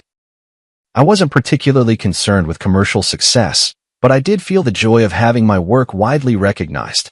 More importantly, this series opened up a new artistic path for me, freeing me from the creative shackles of the past 3 years. Nicole benefited as well. As the project's jewelry design consultant, she received high praise from the industry. Several well-known jewelry brands reached out to her, hoping she would join their design teams. "Which offer are you planning to accept?" One night, as we were tidying up the studio together, I asked her. "To be honest, I'm still hesitating." Nicole paused her work. "These are all great opportunities, but..." "But what?" "But I want to keep working with you." She looked straight into my eyes. "Rebirth is just the beginning, isn't it?" Her candor surprised me a little. Indeed, the success of this series had opened up many new creative possibilities for us, but I wasn't sure if I should continue such a close working relationship. "You should consider your own career development," I said tactfully. "These opportunities are very rare for young designers." Nicole seemed to sense my hesitation and nodded gently. "I understand." In the days that followed, we were both busy and rarely had the chance to talk alone. A week later, Nicole told me she had decided to accept an invitation from a French jewelry brand and would be going to Paris to work for 2 years. "Congratulations," I said sincerely.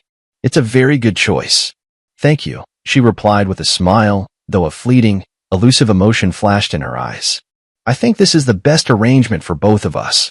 Before Nicole left, we held a small farewell party. Frank, the curator, and a few mutual friends came.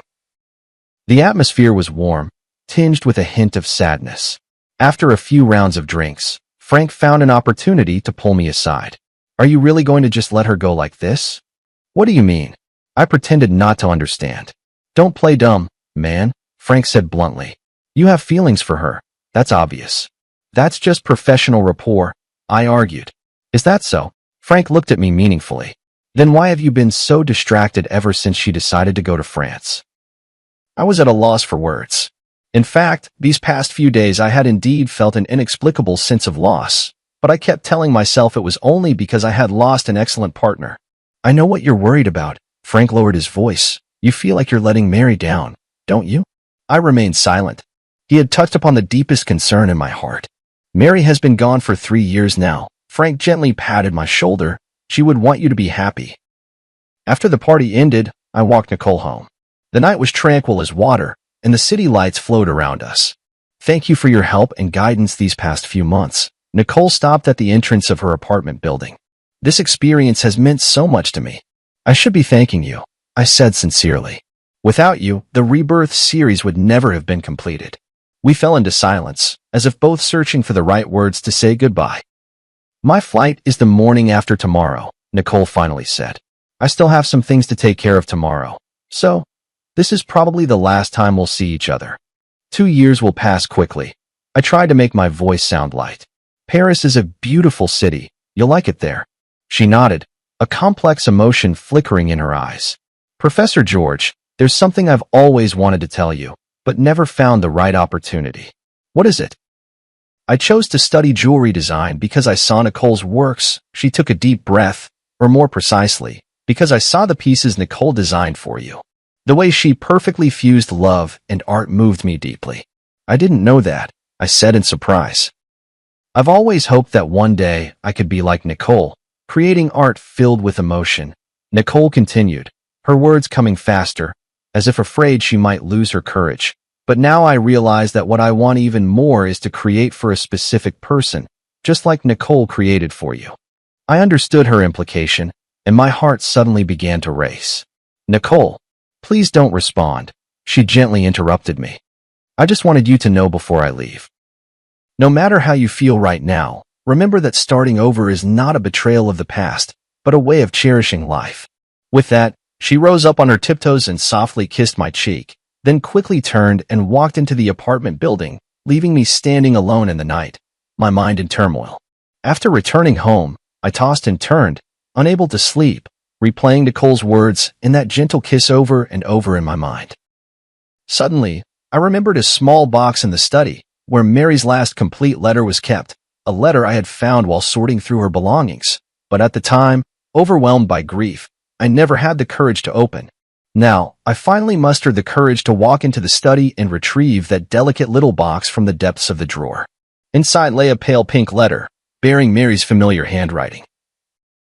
Dearest George, by the time you read this letter, you may find yourself at a crossroads in life, hesitating between moving forward or staying where you are.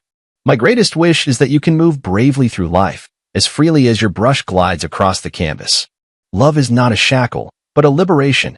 Memory is not a burden, but a source of strength. If one day you meet someone who can rekindle the light in your eyes, please don't hesitate because of your longing for me. True love is wishing happiness for the other, even if there is no longer a place for oneself in that happiness. Remember, the days we loved each other were complete, with no need for regrets. And now, it's time to paint a new picture, my beloved. Forever loving you. Mary. Tears blurred my vision. It was as if Mary had foreseen my current situation and had already given me her blessing. She was always like this, always able to see further and more clearly than I could. At that moment, I made up my mind. Early the next morning, I drove straight to Nicole's apartment. Professor George? Nicole opened the door in surprise, clearly not expecting me. I have something to say to you. I looked her straight in the eyes, not as your teacher, but as George. I handed her Mary's letter. Nicole read it carefully, her expression shifting from surprise to being moved, and finally, her eyes grew moist. She truly was an extraordinary woman, Nicole said softly, handing the letter back to me. Yes, she was. I nodded. That's exactly why I believe her words. Nicole, cancel your plans for Paris. Stay and continue our collaboration, will you? Nicole looked at me in shock. Are you serious? I've never been more serious, I said quietly. Rebirth is not just the name of an artwork, it's a possibility in life. Are you willing to explore that possibility with me?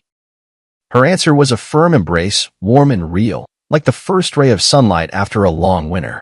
In that moment, I felt as if Mary was somewhere, smiling down on us, blessing this new beginning. Life is like that blood amber, enduring countless ages of change and sedimentation, ultimately transforming into an eternal radiance. And I, at last, understood what true pursuit is, what true rebirth means. A year later, Nicole and I unveiled our second joint project, Interwoven, at the National Art Museum.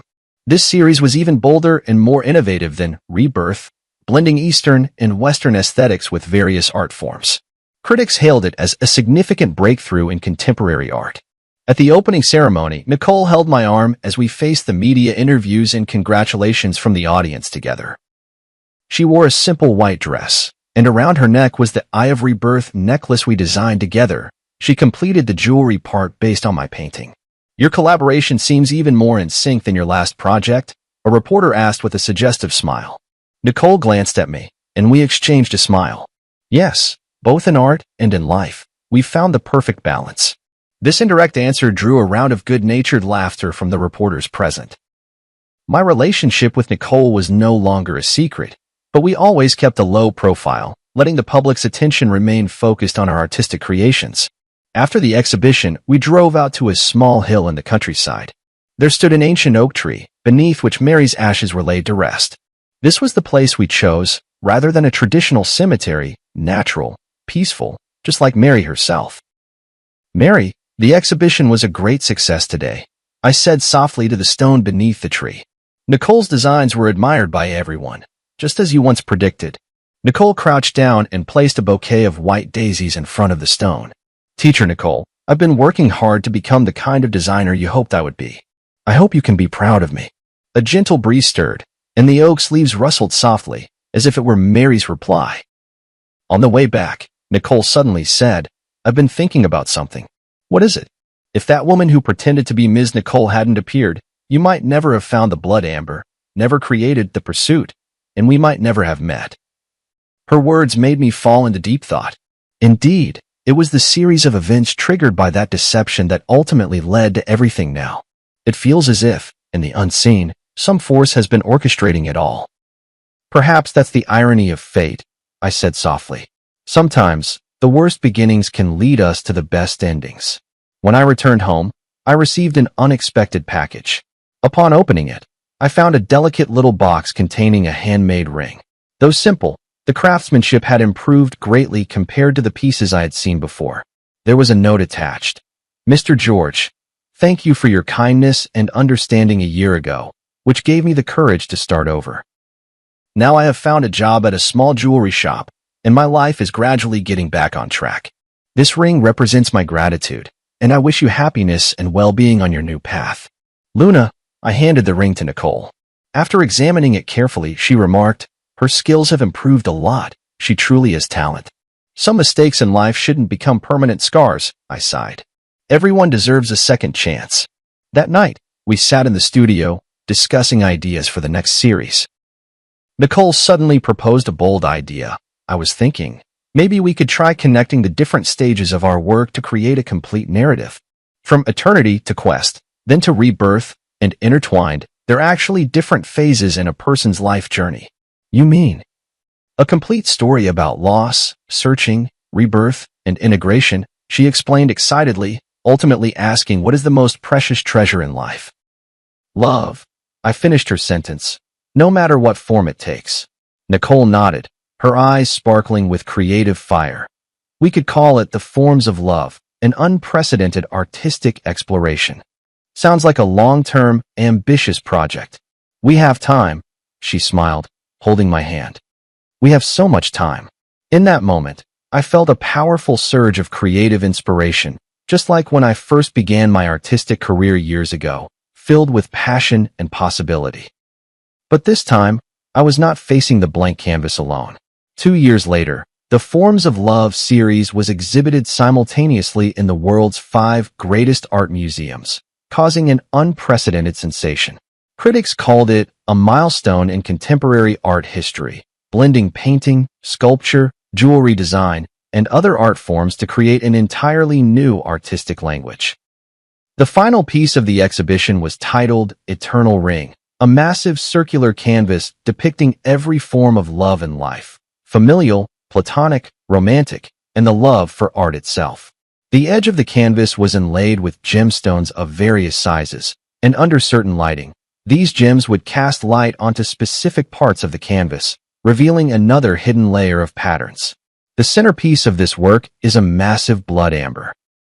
Through intricate optical design, the light it projects perfectly outlines 2 embracing figures. One is Mary, the other is Nicole, symbolizing the intersection of past and present, the fusion of memory and rebirth. On the closing day of the exhibition, in front of the Eternal Ring, I knelt on one knee and proposed to Nicole. The ring was crafted from the very blood amber Mary had once prepared for me, designed by my own hand and fashioned by the finest jeweler. This ring carries the memories of the past and the hopes for the future, I whispered softly. Nicole, will you be the eternal ring in my life? Her tears sparkled under the spotlight. I will. Amidst the cheers, I remembered what Mary once said. Love does not disappear. It merely changes its form. Yes, love does not disappear. It exists in memories, in art, in every rebirth and new beginning. It traverses time and crosses space, like that blood amber which, after millions of years, still shines, forever retaining the original warmth and brilliance of life. This is the answer I have been searching for all along. Between loss and gain, between seeking and rebirth, love remains constant, only appearing in different forms along the journey of life. And all we need to do is bravely accept this gift, no matter how it comes to us. On the day of the wedding, the sky was a clear, washed blue. Beneath the ancient oak tree that had watched over Mary, we exchanged our vows. A gentle breeze stirred, making the leaves whisper as if blessings were drifting in from another world. No matter when or where, Nicole said softly, We'll always remember that it was she who brought us together. Yes, I squeezed her hand, and we will always cherish this gift. In the brilliant sunlight, the blood amber ring gleamed, radiant as life itself, enduring the passage of time, yet still shining bright.